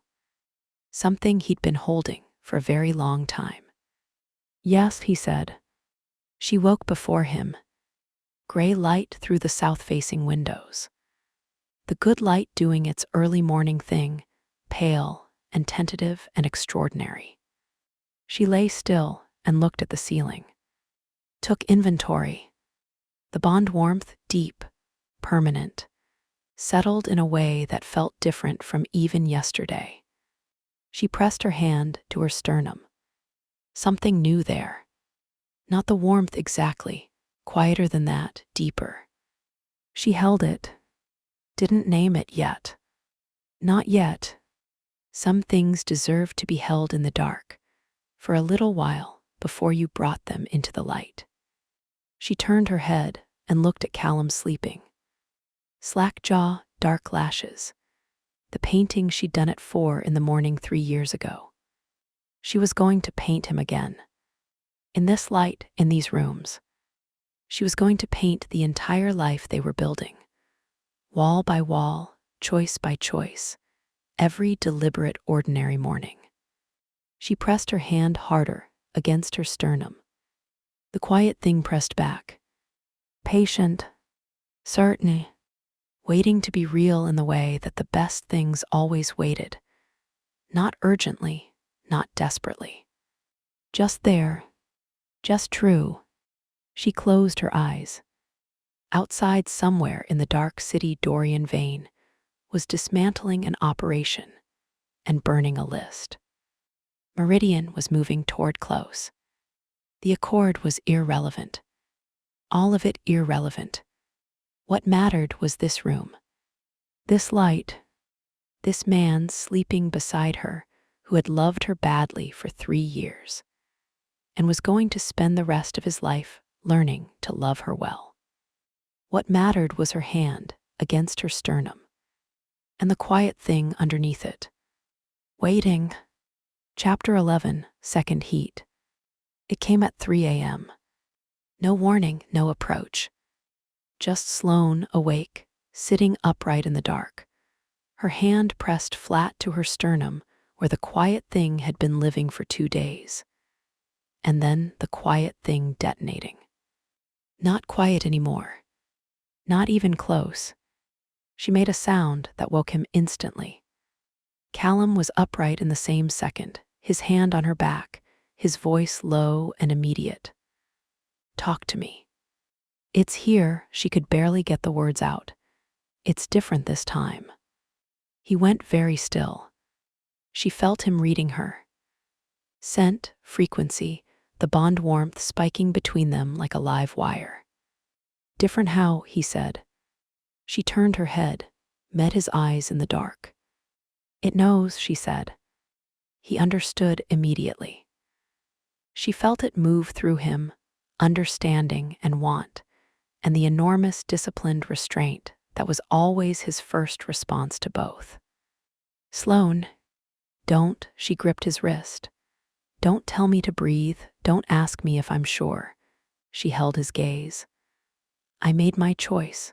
2 days ago on a kitchen floor. This is just my body catching up. His jaw, his eyes. The war between what he wanted and what he always put first. Her. Tell me clearly, he said, low, rough at the edges. I want this.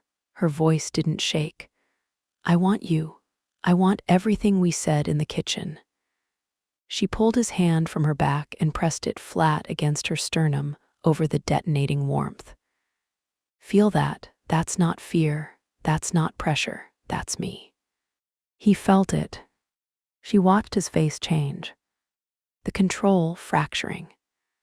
The want he'd been managing for 3 years rising to the surface with nowhere left to go. Yes, he said, barely a word, more like a decision. She pulled him down. This heat was nothing like the first. The first had been overwhelming, consuming, the biological tide sweeping everything in its path. This was worse, because this was deliberate. Her body knew him now, knew the bond, knew exactly what it was moving toward and wanted it with a precision that dismantled her completely. Not a tide, a verdict. His mouth on her throat, her hands in his hair. The warmth building in waves that were deeper than the first heat, slower, more certain, like something that understood it had all the time in the world because the outcome was already decided. She arched into him. More, she said. He gave her more.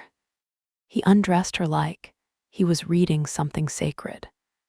Every inch deliberate, his mouth following his hands, her shoulder, the inside of her elbow, the soft skin at her ribs. She felt each point of contact like a match strike. "You're burning," he said against her hip. "I know. Tell me if..." "Callum," she pulled his face up to hers. "I will tell you if I need you to stop. I have never needed you to stop. I need you to keep going." Something gave way in his expression. Not collapse, not loss of control. Permission. He gave himself permission. She felt the difference immediately. He was devastating when he stopped managing himself. She'd learned that in the flat. She learned it again now, differently, deeper, with the bond amplifying every point of contact into something that went past sensation, into something she didn't have a name for. His hands knew exactly where she was most sensitive. Of course they did. 3 years. Then the heat. Then 2 nights of the most deliberate, attentive learning she'd ever been the subject of. He used every single thing he knew. She came apart within minutes. He brought her back. Started again. "You're doing that on purpose," she managed. Yes, his mouth at her ear. "Tell me to stop." She laughed, breathless and wrecked. "Don't you dare stop." Hours dissolved. The heat moved in waves, cresting, retreating, building higher each time, her body cycling through pleasure and urgency, and the specific, desperate need of an omega in full heat, who knew exactly what she was moving toward. She rode every wave. He was there for every single one. His voice low and continuous. Her name. The private things. The words he'd been learning to say out loud, freed now from 3 years of compression, pouring into the dark like water through a broken dam.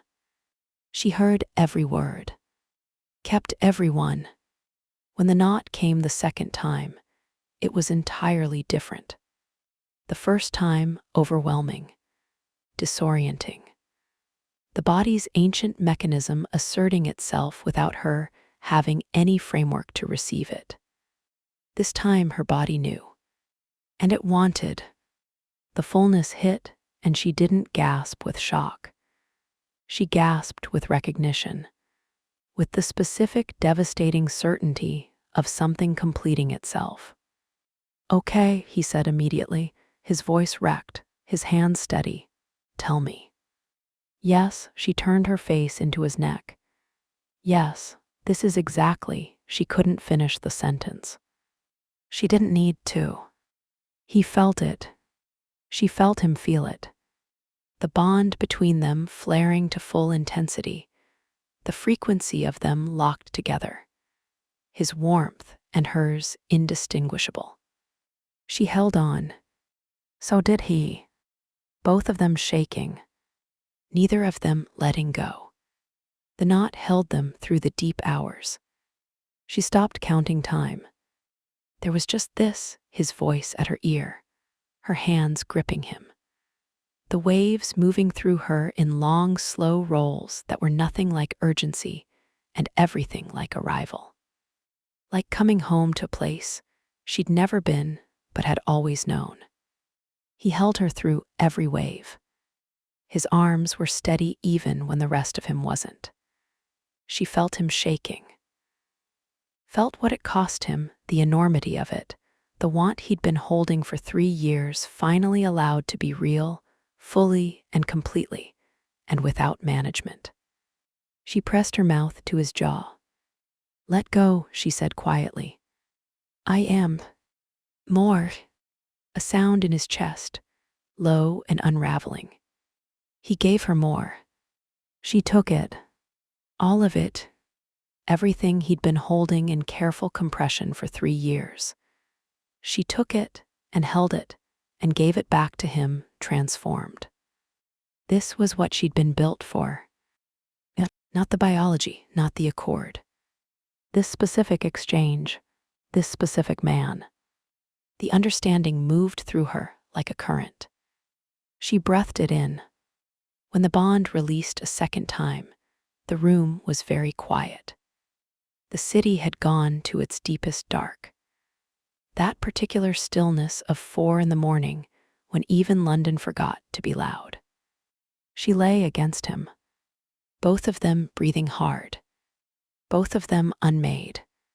She felt it immediately.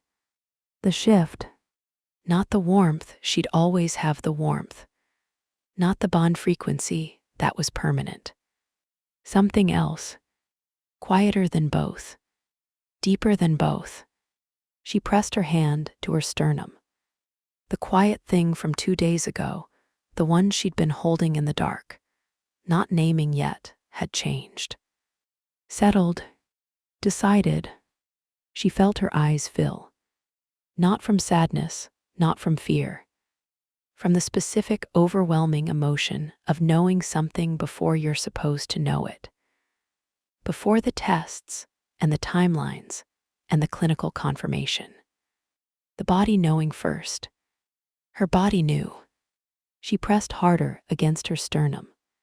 The thing pressed back. Patient, certain, real. "Hey," his voice low right above her. "You're crying." "I know." Sloan, he shifted, trying to see her face. "Talk to me." She turned toward him. In the dark, in the 4 a.m. quiet, she let him see it. All of it. The tears, the certainty. The enormous, overwhelming truth of what she felt pressing back against her palm. He went very still, his eyes reading her face. She watched him understand. Watched it move through him, slow, then fast, then enormous. "It's too soon to know," he said, very quiet, half a question. "I know," she held his gaze. "I know it's too soon. I know it's not confirmed. I know it's just." "Your body," he said. "My body," she agreed. His jaw moved. His hand came up and covered hers, where it pressed against her sternum. His palm over her hand, over the quiet thing. Neither of them spoke. The city dark outside, the south-facing windows holding the last of the night. She felt his heartbeat under her hand, where it pressed against his chest. Racing, the most uncontrolled she'd ever felt it. "Callum," she said softly. Yes, barely a word. "Are you all right?" A pause so long it had its own weather. "No," he said. She blinked. "I'm not all right," he said. His voice cracked completely. "I'm not, Sloan. I have been terrified of wanting too much for so long that I don't know what to do with." He stopped, breathed. "This is everything. This is every single thing I was afraid to ask for." She reached up, touched his face, the wetness at the corner of his eye.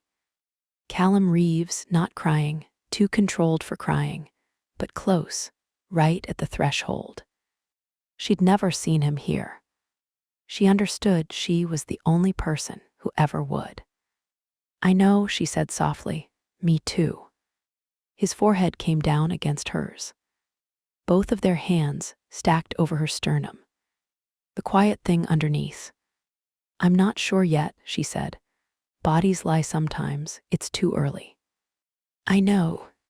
But if it's real." "It's real," he said. She looked at him.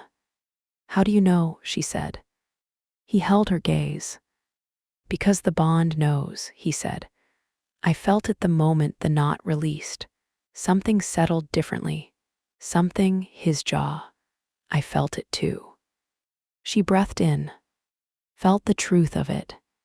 Not almost, not maybe. Something that sat in the bones, with the specific weight of certainty. We'll know in a few days, she said. Yes. And until then, he said, I'm not leaving this flat. She almost smiled. You can't stay here indefinitely. Watch me.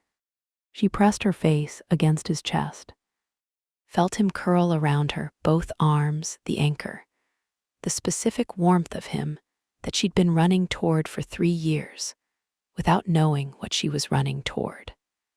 She knew now. She'd always known. She just needed him to stop being afraid of the full version long enough for her to choose it properly. She closed her eyes. The quiet thing settled. Patient. Certain. Theirs. She slept, dreamless and deep. The sleep of a body that has finished something enormous and is resting in the aftermath. When she woke, the light was coming through the south-facing windows.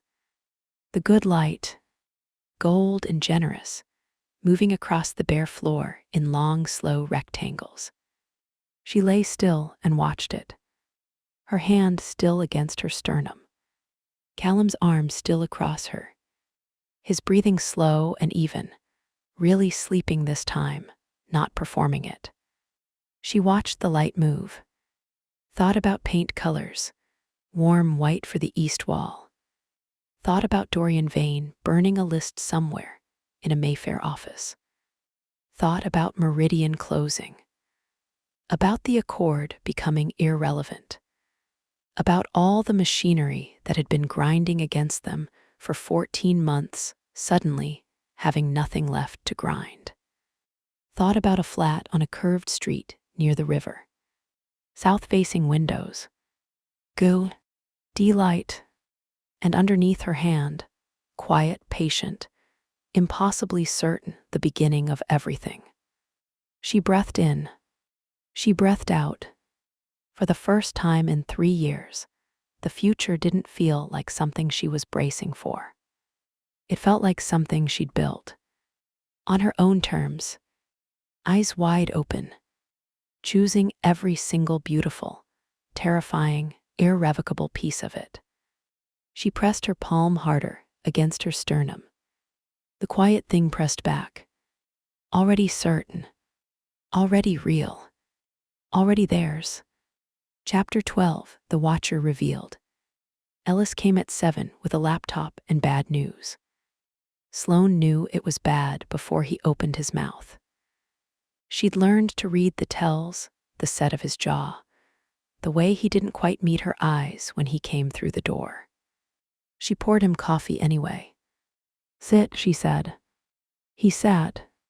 Callum stood. He always stood when Ellis brought information. Some alpha thing, the need to be upright when the ground was about to shift. Sloane sat across from Ellis and waited. The Zurich breach, Ellis said. He opened the laptop, turned it toward them. We've been running it backward. Who had access, what window, what device? And Callum said. Ellis looked at him. It wasn't a breach, he said. The room went very still. What does that mean? Sloane said. It means no one broke into your phone in Zurich. Ellis's voice was careful, precise. The text was sent from inside your contact list, from someone who already had the number, already had access. He paused.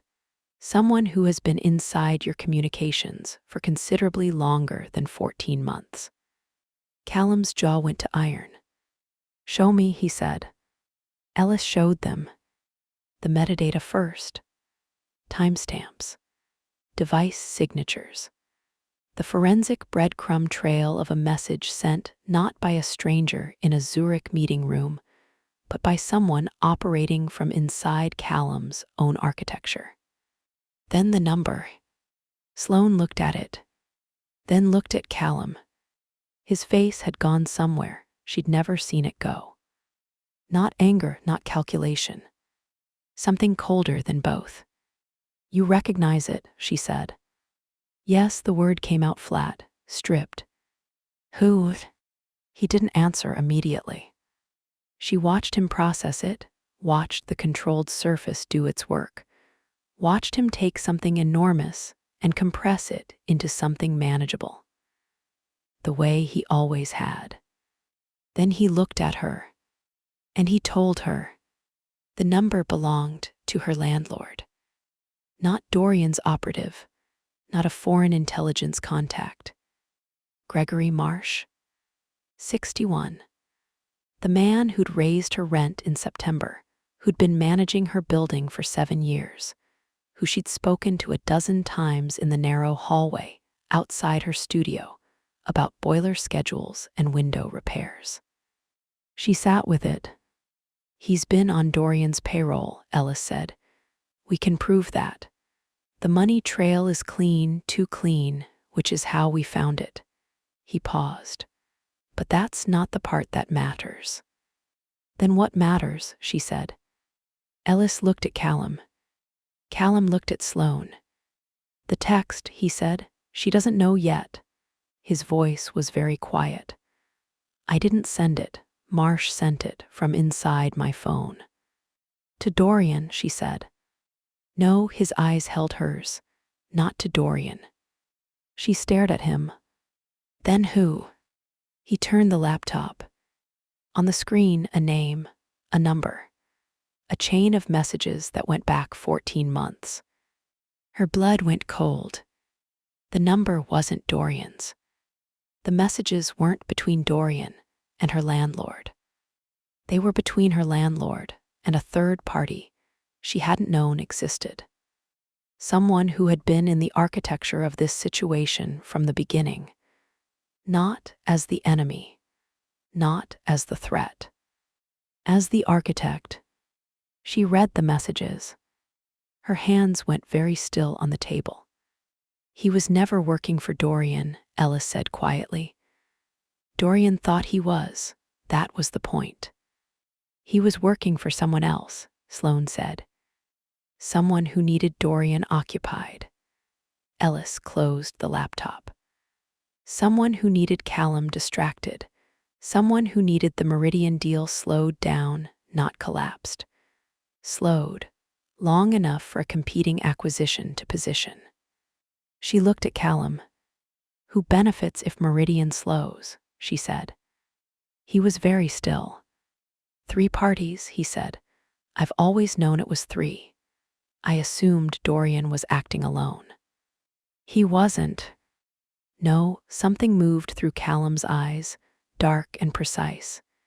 He was being managed, the white flowers, the contested claim. All of it, Dorian thought it was his strategy, his operation. "But someone handed it to him," Sloane said. "Someone handed him the information about you," Callum said. "Someone who'd been watching us longer than Dorian had, who understood what you were to me before Dorian even knew your name." She absorbed that, the specific horror of it. Not one man watching. 2. One visible, one invisible. One making noise, while the other worked in the silence underneath. "The text," she said, "she doesn't know yet. Marsh sent it from your phone to the third party, not as a warning." She held Callum's gaze as a status report. "Yes, they were tracking my presentation." Her voice came out flat and precise. "Monitoring whether I'd found out what I am, whether the heat had started, whether the bond."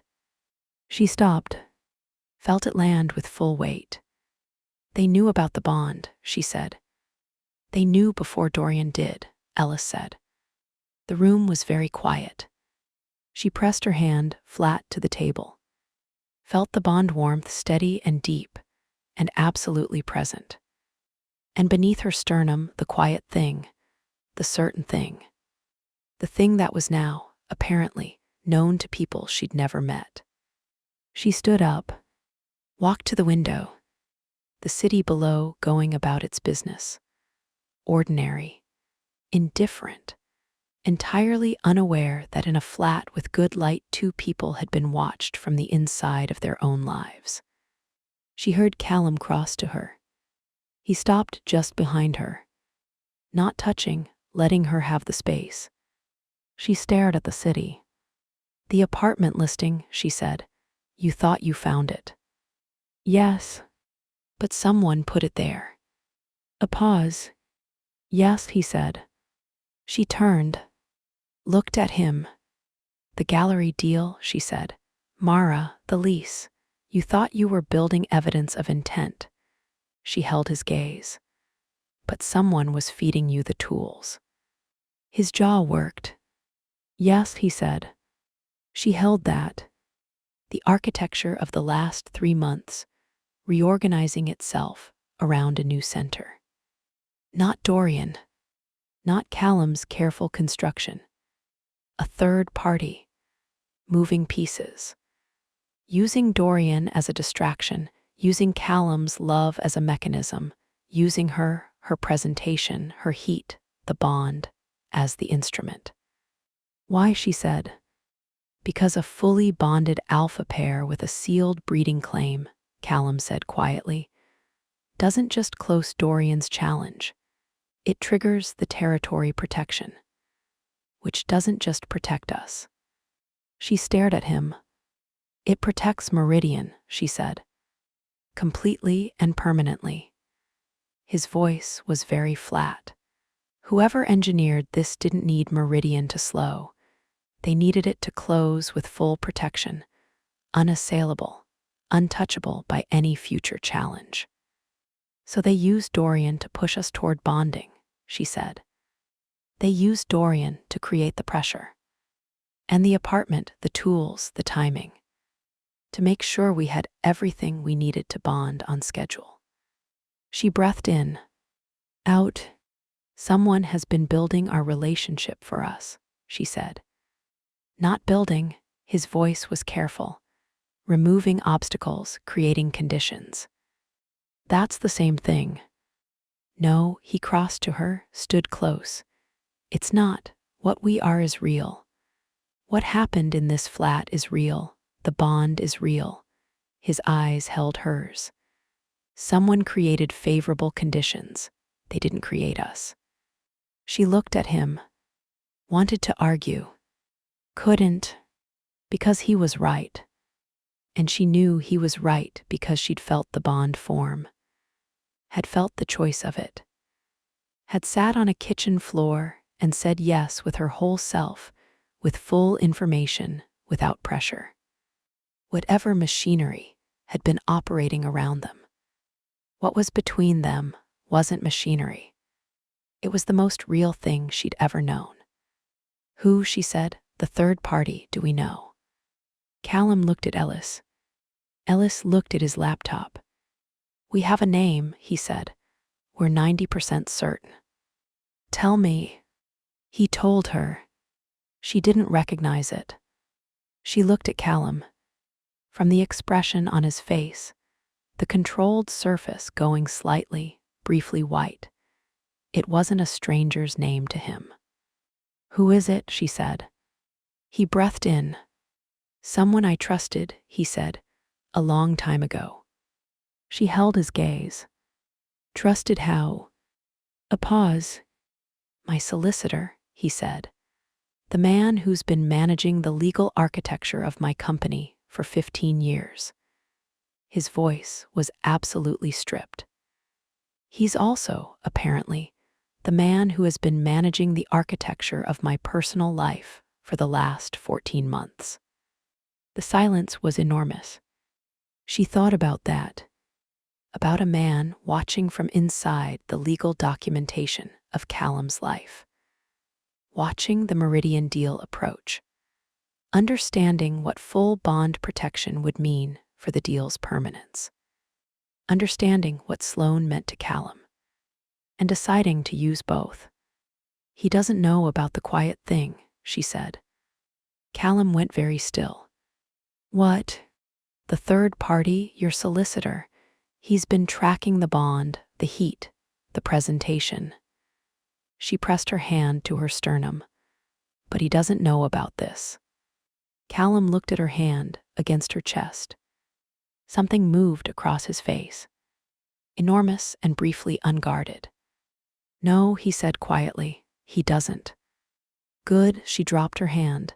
Keep it that way. Ellis left at 9. They stood in the kitchen after, the flat quiet, the city dark outside. She felt Callum behind her before he spoke. I'm sorry, he said. She turned for what? For the solicitor, for not seeing it. His voice was stripped back to the bones of it. I brought him into every deal for 15 years. He had access to everything. He didn't manufacture us, she said. No, but he used us. He used the conditions. She held his gaze. There's a difference. He looked at her. She stepped forward, put both hands on his chest, felt his heartbeat, fast, not steady. What he did was a violation, she said. I'm not minimizing that. I'm furious about it. She held his gaze. And I'm also not going to let it retroactively infect something that was real. His hands came to her face. The hold, both palms cradling. How are you this steady? He said. I'm not. She pressed her palms harder against his chest. I'm shaking inside. I'm furious at your solicitor and at Dorian and at every man who has looked at me and seen a mechanism instead of a person. His jaw tightened. I'm going to deal with both of them, he said. Low, absolute. I know you are, she looked up at him, but not tonight. Not tonight, he agreed. She breathed in. His scent unmanaged, full. Still devastating after everything. The bond is real, she said. Yes. What we chose in the kitchen was real. Yes. Then everything else is just cleanup. Something shifted in his face. The controlled surface giving way. Not fracturing, not collapsing. Opening. Clean up, he repeated. Clean up, she said. He looked at her for a long moment. Then he pulled her against his chest and held on. She held back, both of them standing in the kitchen of a flat that had been used as a piece on someone else's board. Both of them knowing it didn't matter. The flat was still theirs. The light was still real. The quiet thing beneath her sternum was still certain. Still patient. Still entirely, irrevocably theirs. Later she lay awake in the dark. Callum's arm across her, his breathing even, really sleeping. She stared at the ceiling. She doesn't know yet. 4 words, sent from inside their own life by a man they trusted. A status report on her ignorance. On her becoming. She pressed her hand to her sternum. The quiet thing had no interest in status reports. It was entirely unimpressed by solicitors and alphas and the machinery of men making moves. It just pressed back, patient, permanent, already decided. She closed her eyes. Tomorrow she'd be furious. Tomorrow she'd sit across from Callum and build the strategy for taking apart everything his solicitor had constructed.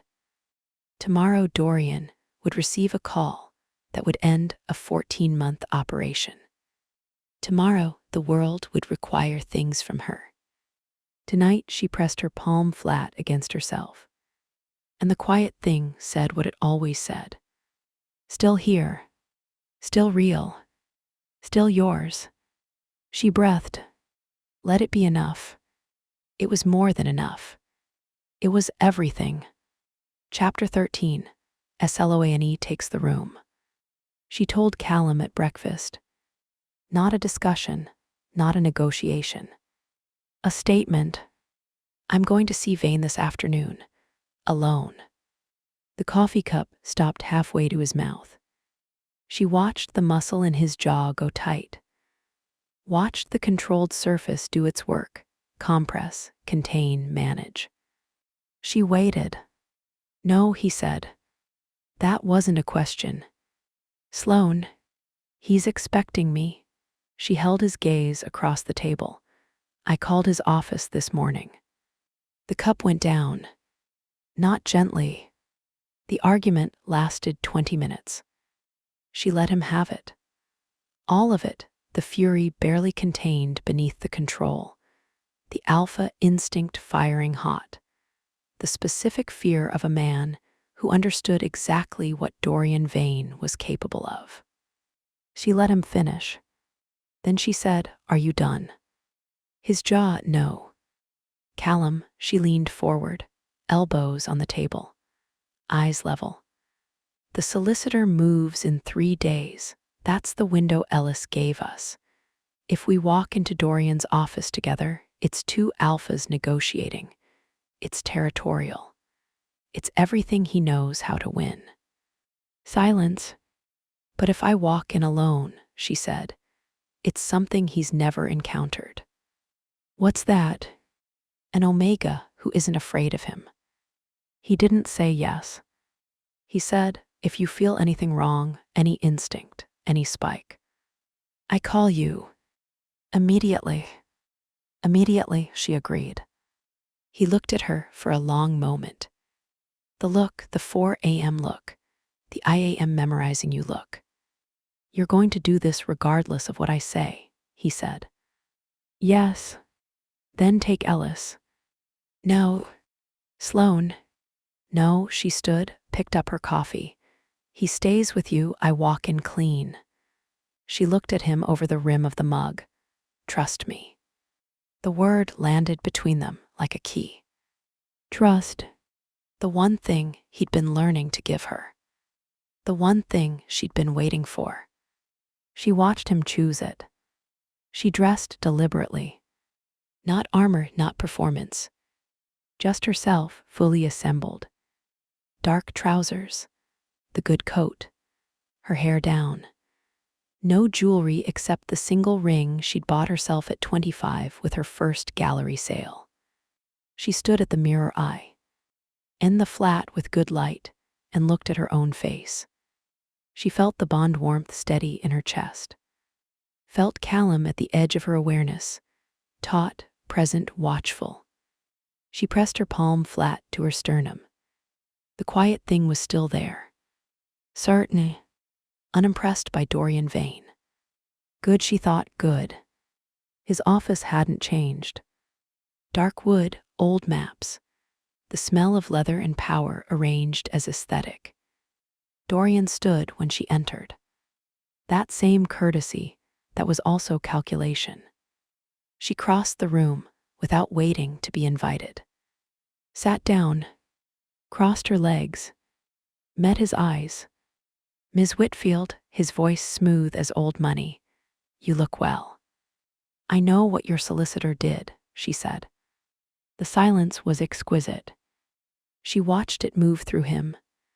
Slow, careful, the calculation happening behind those deep-water eyes. He sat. I'm not sure what you mean, he said. Yes, you are, she held his gaze without blinking. His name is Richard Calder. He's been Callum's solicitor for 15 years. He's also been feeding you information for 14 months. She paused, specifically about me. Not a muscle in Dorian's face moved. He used you, she said. The white flowers, the contested claim, the intelligence operation, all of it, you thought it was your strategy. She tilted her head. It wasn't. Something shifted in his eyes. Microscopic. She caught it. He needed the Meridian deal protected, she said. Permanently. The territory clause, the breeding bond provision. She kept her voice level, conversational. He couldn't manufacture the bond himself, so he manufactured the pressure and pointed it at you. The silence stretched. Dorian's jaw moved once. Just once. You've been his instrument, she said. For 14 months. Every move you made, he anticipated it, designed for it. She let that land. You spent 14 months believing you were the one playing the board.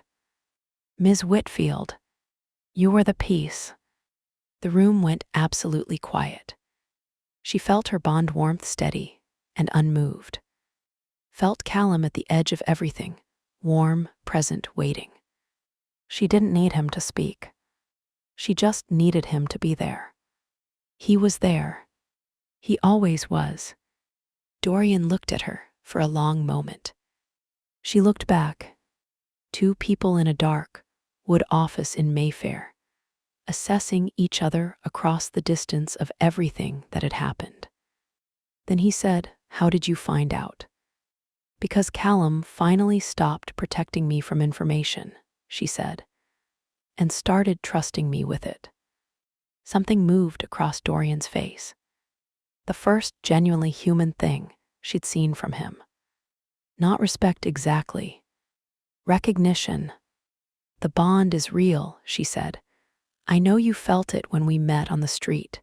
I know you tried to contest it on technical grounds." She leaned forward slightly. "Don't."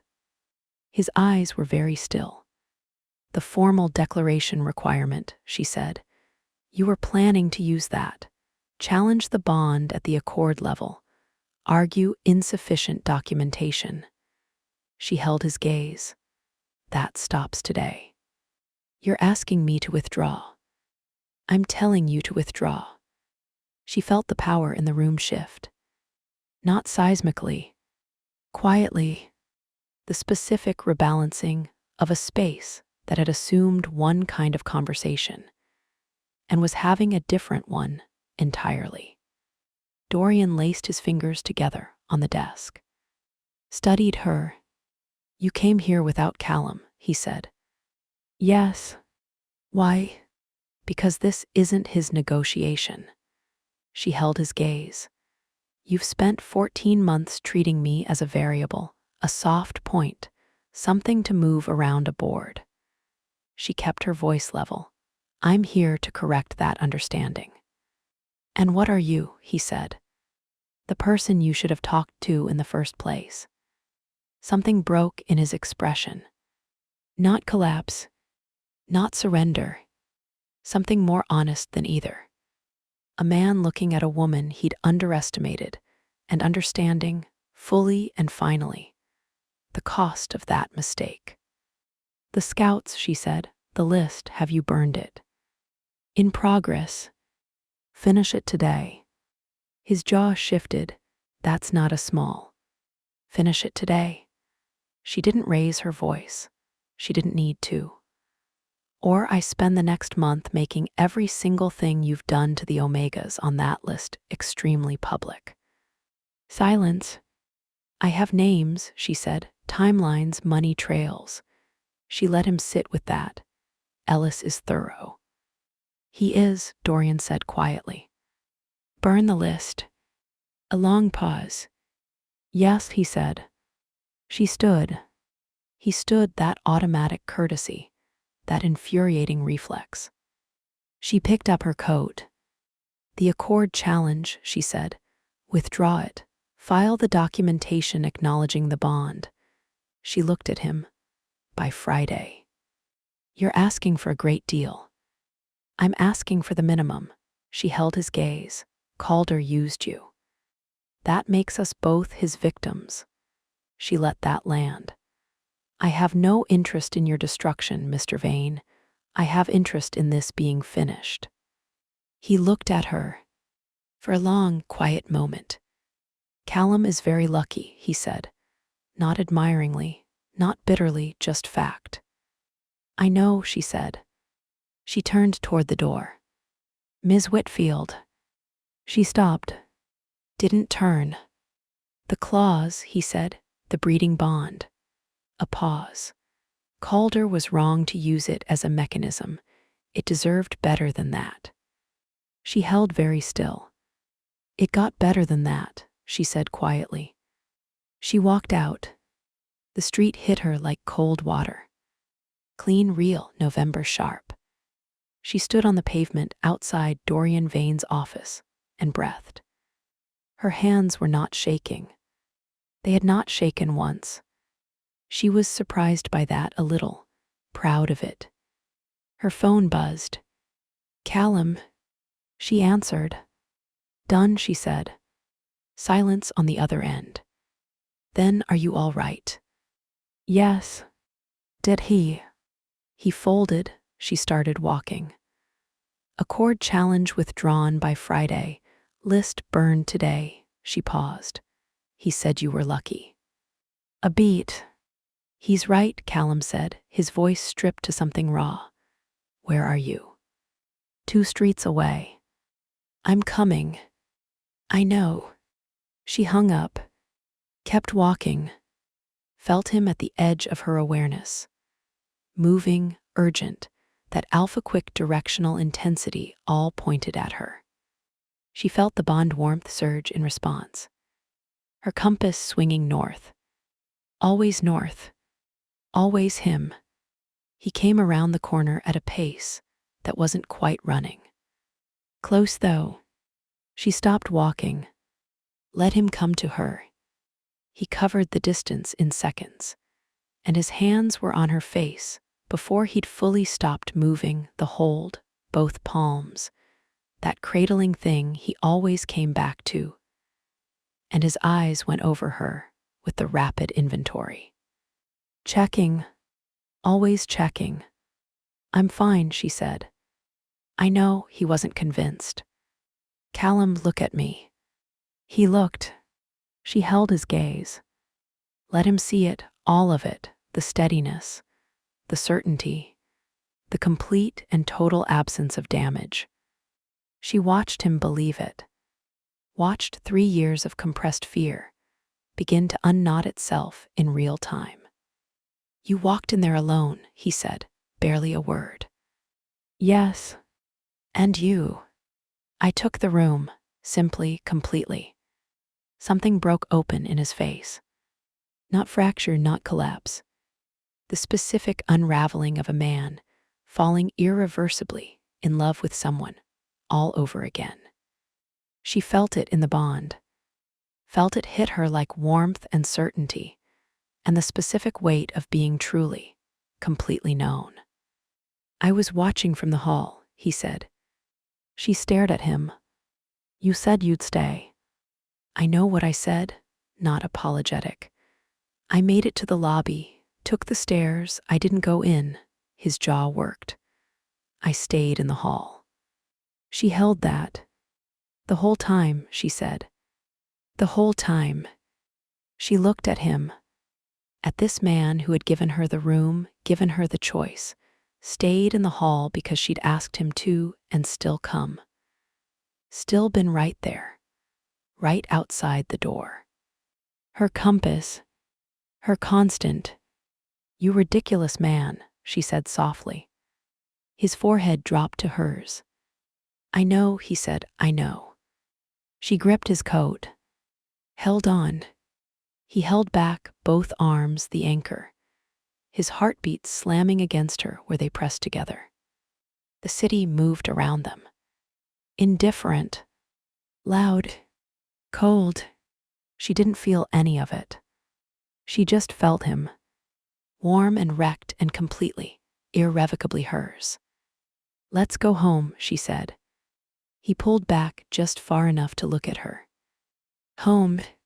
She watched the word land in him, watched it settle somewhere permanent. "Yes," he said. He took her hand. They walked. Chapter 14, The Confirmation. She found out on a Thursday, 7 days after the second heat. 6 days after Dorian Vane filed the formal withdrawal.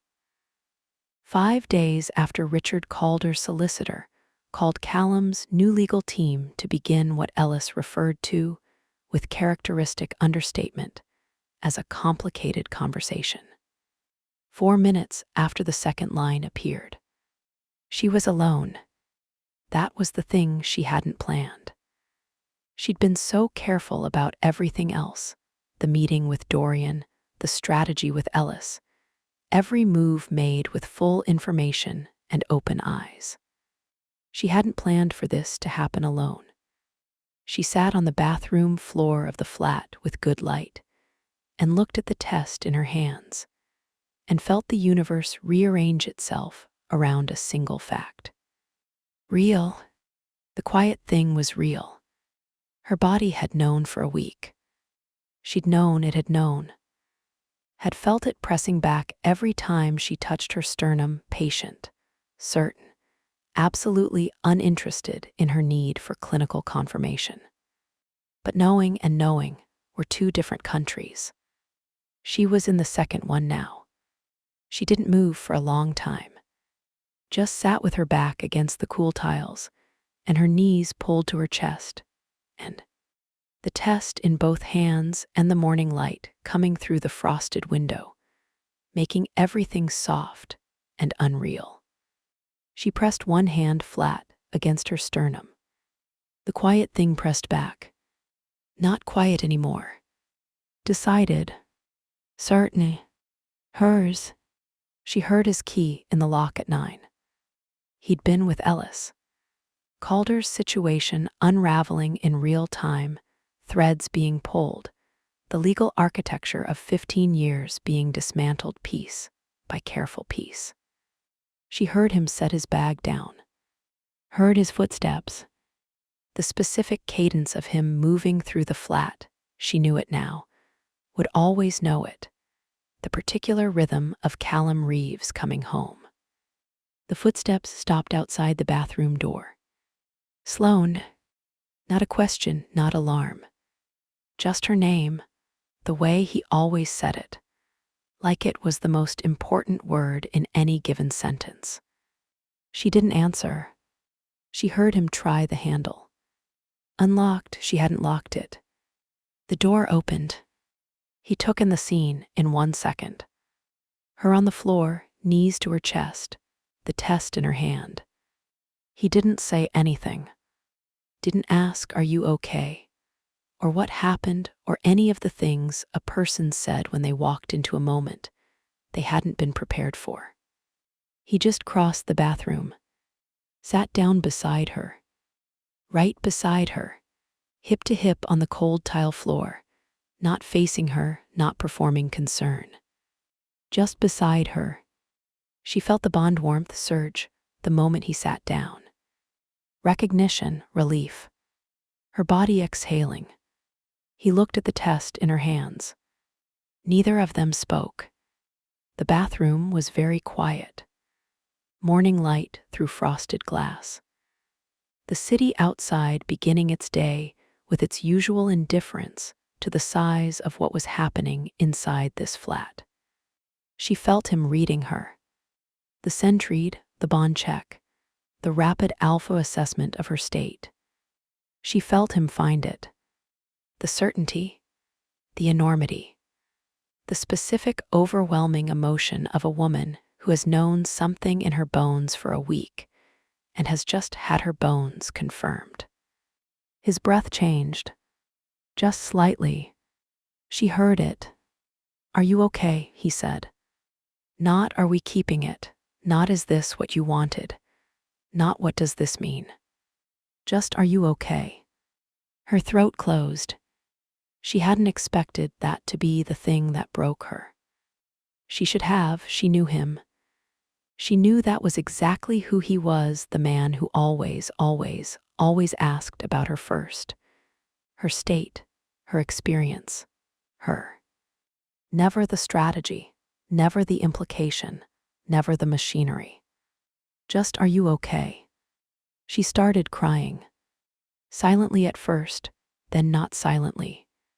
The specific tears of a woman who has been holding something enormous with both hands for a very long time and has just been given permission to set it down. He didn't say anything, didn't tell her it was okay, or that everything was fine, or offer the managed comfort of a man trying to fix something. He just put his arm around her, pulled her against his side, held on. She cried until she was done. He waited. All of it, every wave. He stayed exactly where he was, his arm around her, his heartbeat steady under her ear, his thumb moving slowly against her shoulder. Not fixing, just present, just him. When she finally went quiet, he pressed his mouth to the top of her head. Not a kiss. Contact. The specific tenderness of a man who understood the difference between comfort and presence, and had chosen presence.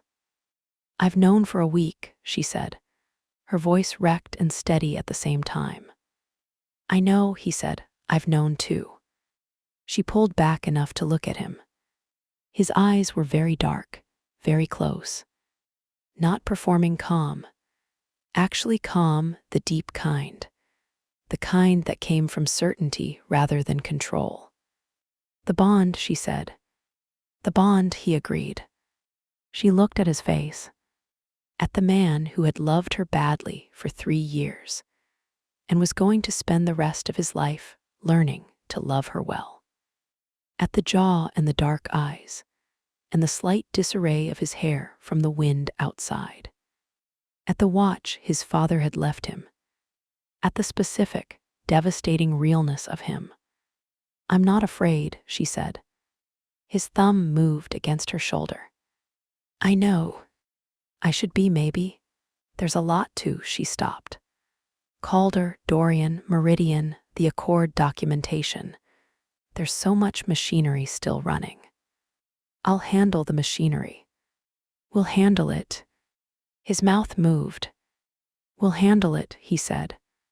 She held his gaze. I want this for the right reasons, she said quietly. Not the claws, not the protection, not because Dorian pushed us here. I know. Tell me you know it's not that. He looked at her. Longed. Searching. Completely, unhurriedly cert. I was in this flat in October, he said, very quiet. Standing at the east wall, alone, thinkin'. Gee about warm white paint and good light, and what it would feel like to come home to you every day. His voice was stripped to the bones of it.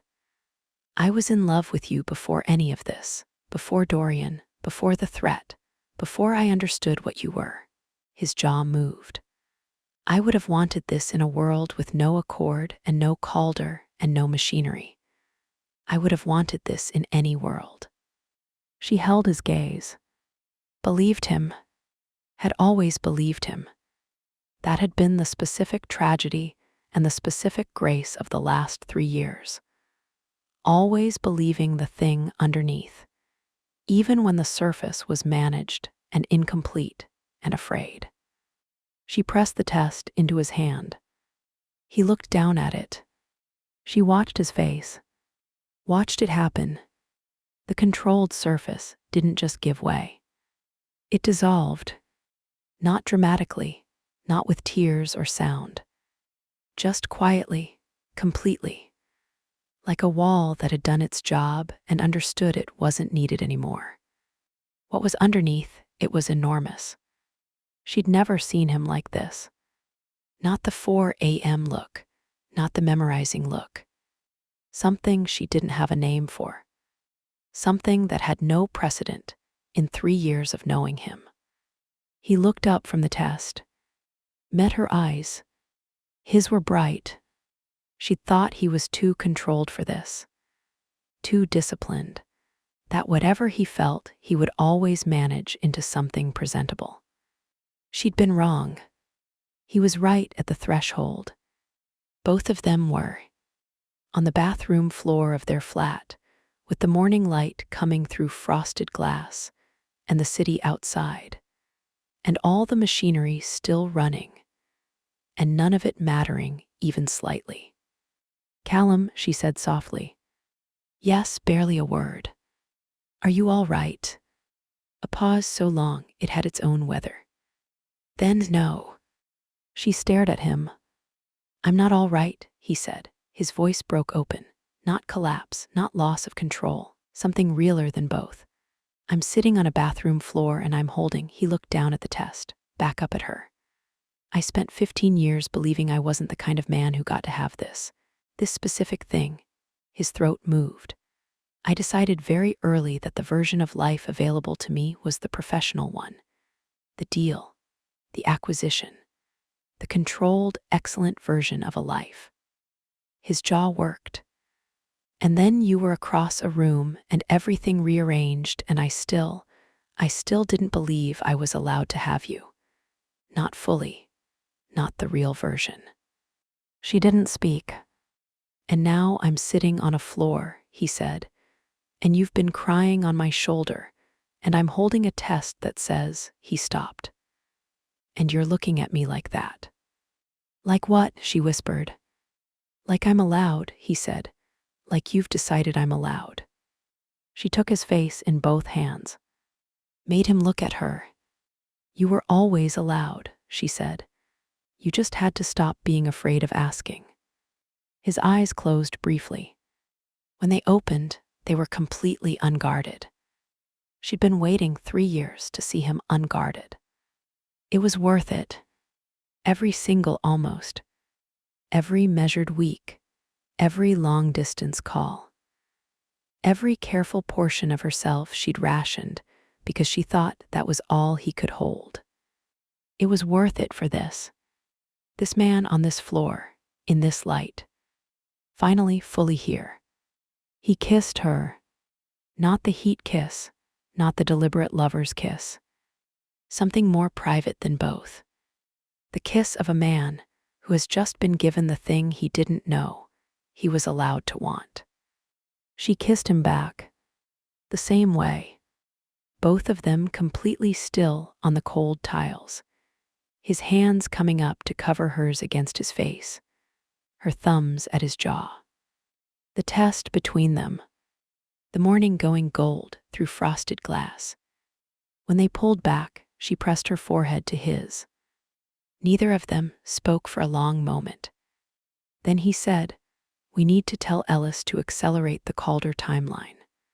She laughed, real, surprised, completely genuine. He made a sound that was almost a laugh too. "Too soon," he said. Slightly, she agreed. But she didn't move. Neither did he. "Callum." "Yes." "The east wall," she said, the warm white paint. His arm tightened around her. "Already ordered," he said. She closed her eyes, felt the bond warmth, deep and permanent and entirely certain. Felt him at the edge of all her awareness. Felt the quiet thing not quiet anymore. Present, real, decided. "There's." "Okay," she said. "Just that." "Okay." He pressed his mouth to her hair. "Okay," he said back. The city outside went about its indifferent business. Inside, on the bathroom floor of a flat with good light, 2 people sat with the weight of everything between them. Not almost, not anymore. Everything, real and chosen and finally, irrevocably allowed. Chapter 15, Forever. Midnight. The city had finally gone quiet. Not silent London was. Never silent, but quiet in the way it got after midnight, when even the indifferent machinery of it decided to breathe. Sloane stood at the south-facing windows in her robe and watched the dark. Behind her, Callum was moving through the flat. She could hear him, feel him, the bond warmth tracking his every step with that precision she'd stopped finding startling and started finding essential. Like a second heartbeat, like a compass that never stopped pointing. 3 weeks since the bathroom floor. 3 weeks of confirmed and real and entirely, irrevocably theirs. 3 weeks of Calder's legal architecture coming apart thread by thread. Of Dorian's formal withdrawal processed and filed and finished. Of Meridian closing with the kind of permanence that made 15 years of work feel like it had been building toward exactly this. 3 weeks of warm white paint drying on the east wall. 3 weeks of her canvases going up against it. 3 weeks of waking in the good light, beside a man who had stopped being afraid of the full version. She felt him before she heard him. Bond warmth surging, her compass swinging. His hands found her waist from behind. Warm, certain, his chin dropping to her shoulder. Both of them looking at the dark city through the glass. "You should be sleeping," he said. "So should you." His arms tightened. She leaned back into him. This was the thing she hadn't expected. Not the heat, not the bond, not the enormous seismic events of the last 3 weeks. This, the ordinary weight of him behind her at midnight. The specific warmth of his chest against her back. The way he held her like she was both precious and permanent, not fragile, not temporary. Just his. Chosen. Every single quiet, ordinary, devastating day. Calder's team confirmed this morning, he said, his voice low against her ear. The filing is complete, every clause, every protection. I know, Ellis told me. A pause, of course he did. She felt his mouth at her temple. Meridian closes Friday, he said. I know that too. You know everything. I'm learning, she said. His arms tightened again. She turned in his arms, faced him. In the dark, in the midnight quiet, she looked at his face and thought about the charcoal drawing she'd done at 4 in the morning 3 years ago. She was going to do it again. Properly this time, oil on canvas, against the east wall in the good morning light.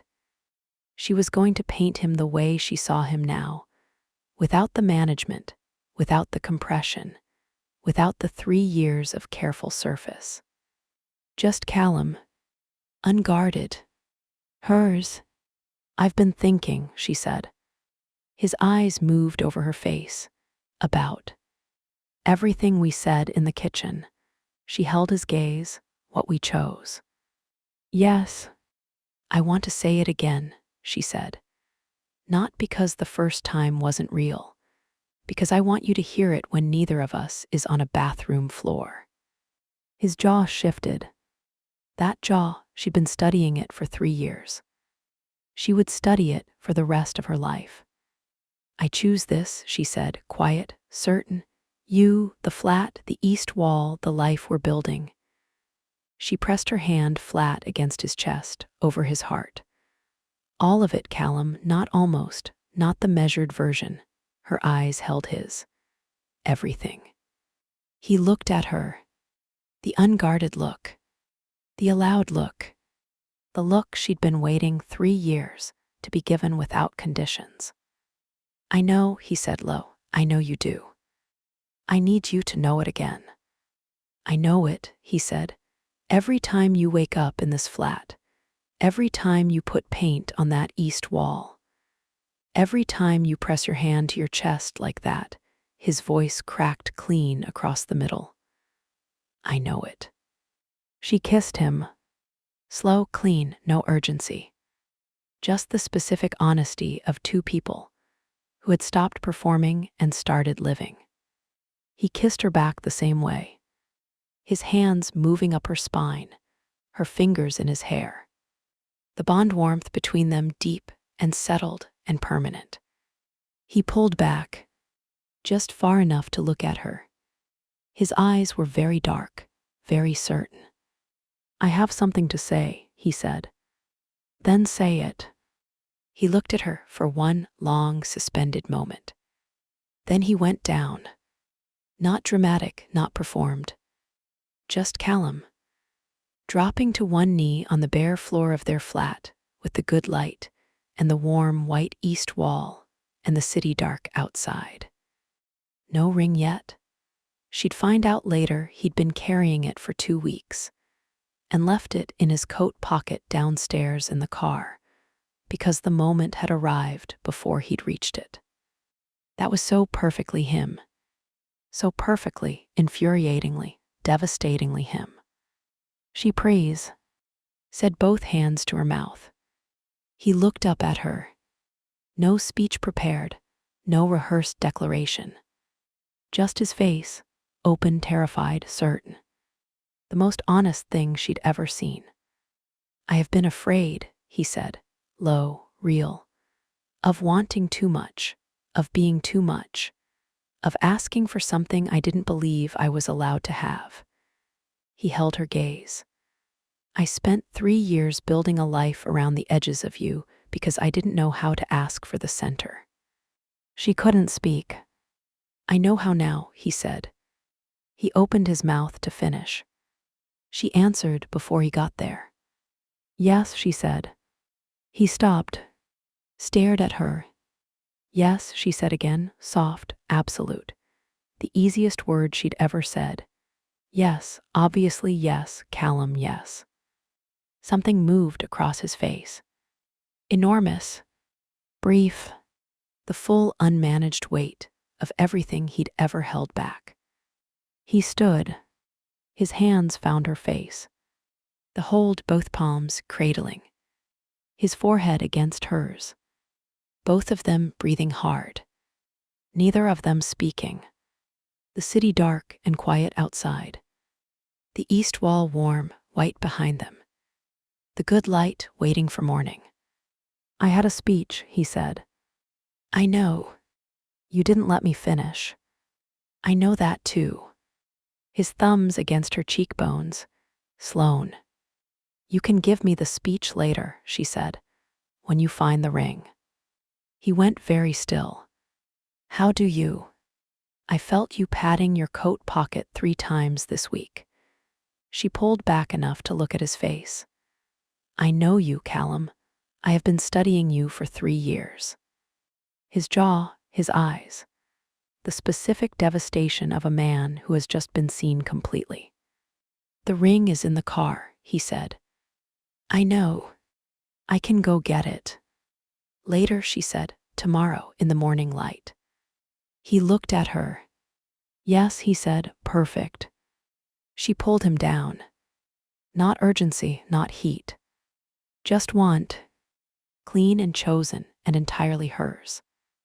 They made love the way people did who finally understood they weren't temporary.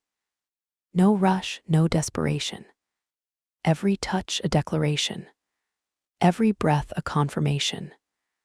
Every point of contact saying the thing they'd been circling for 3 years and had finally, tonight, landed on.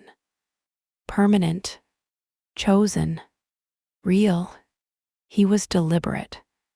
Devastatingly deliberate. His hands learning her all over again, not the heat learning, not the urgency learning, the forever learning. The kind of learning that understood it, had all the time in the world. She felt the difference in every single place he touched.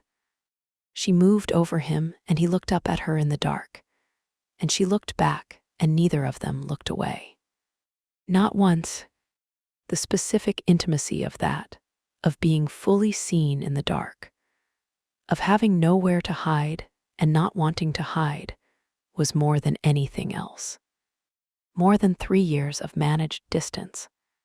More than all the almost. This, just this. His hands at her waist, her palms flat on his chest. The bond warmth between them not urgent anymore, just present. Just theirs. Just the deep, settled certainty of 2 people who had stopped pretending. She broke apart. He followed. Both of them quiet. Both of them completely undone. Afterward, the city dark outside, the east wall holding the last of the night.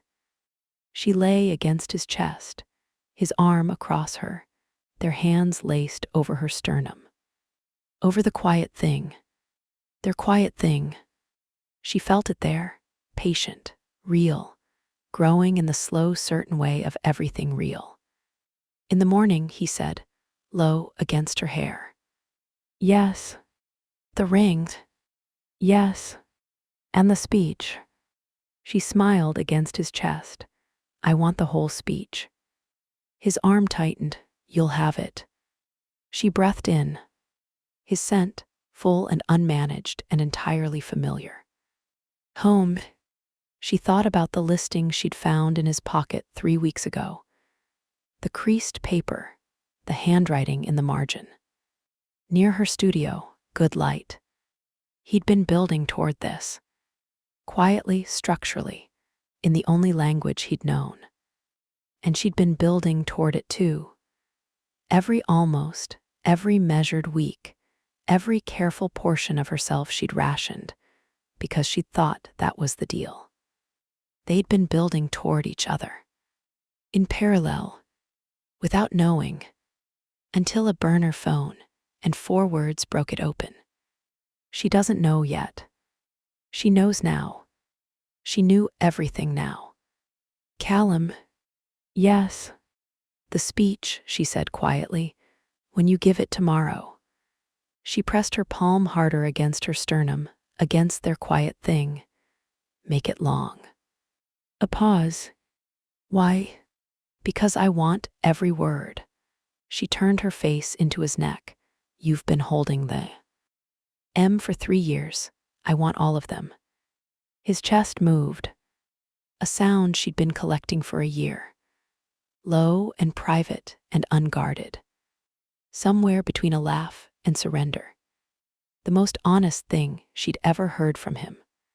She tucked it away. He stayed awake. She knew, felt him watching her in the dark, the way he always had from the very beginning. She'd asked him about it once in the early months. He'd said, remembering. She understood now what he'd been remembering.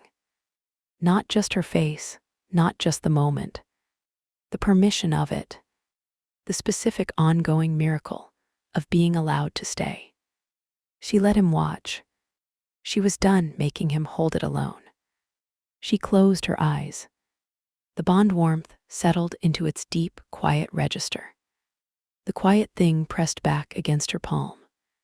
Patient, permanent, theirs. The city outside began its slow turn toward morning. The east wall waited for light. The ring was in the car. The speech was coming. And forever, it turned out, was the easiest word she'd ever said. She'd answered before he finished asking. She'd do it again. Every single day. For the rest of their lives. She would always answer before he finished. Because she'd known since a kitchen at 7 in the morning, with a burner phone cold in her hand, and a city indifferent outside the window. She'd known then. She'd chosen then. She just needed him to stop being afraid long enough to ask. He'd asked. She'd answered. Forever,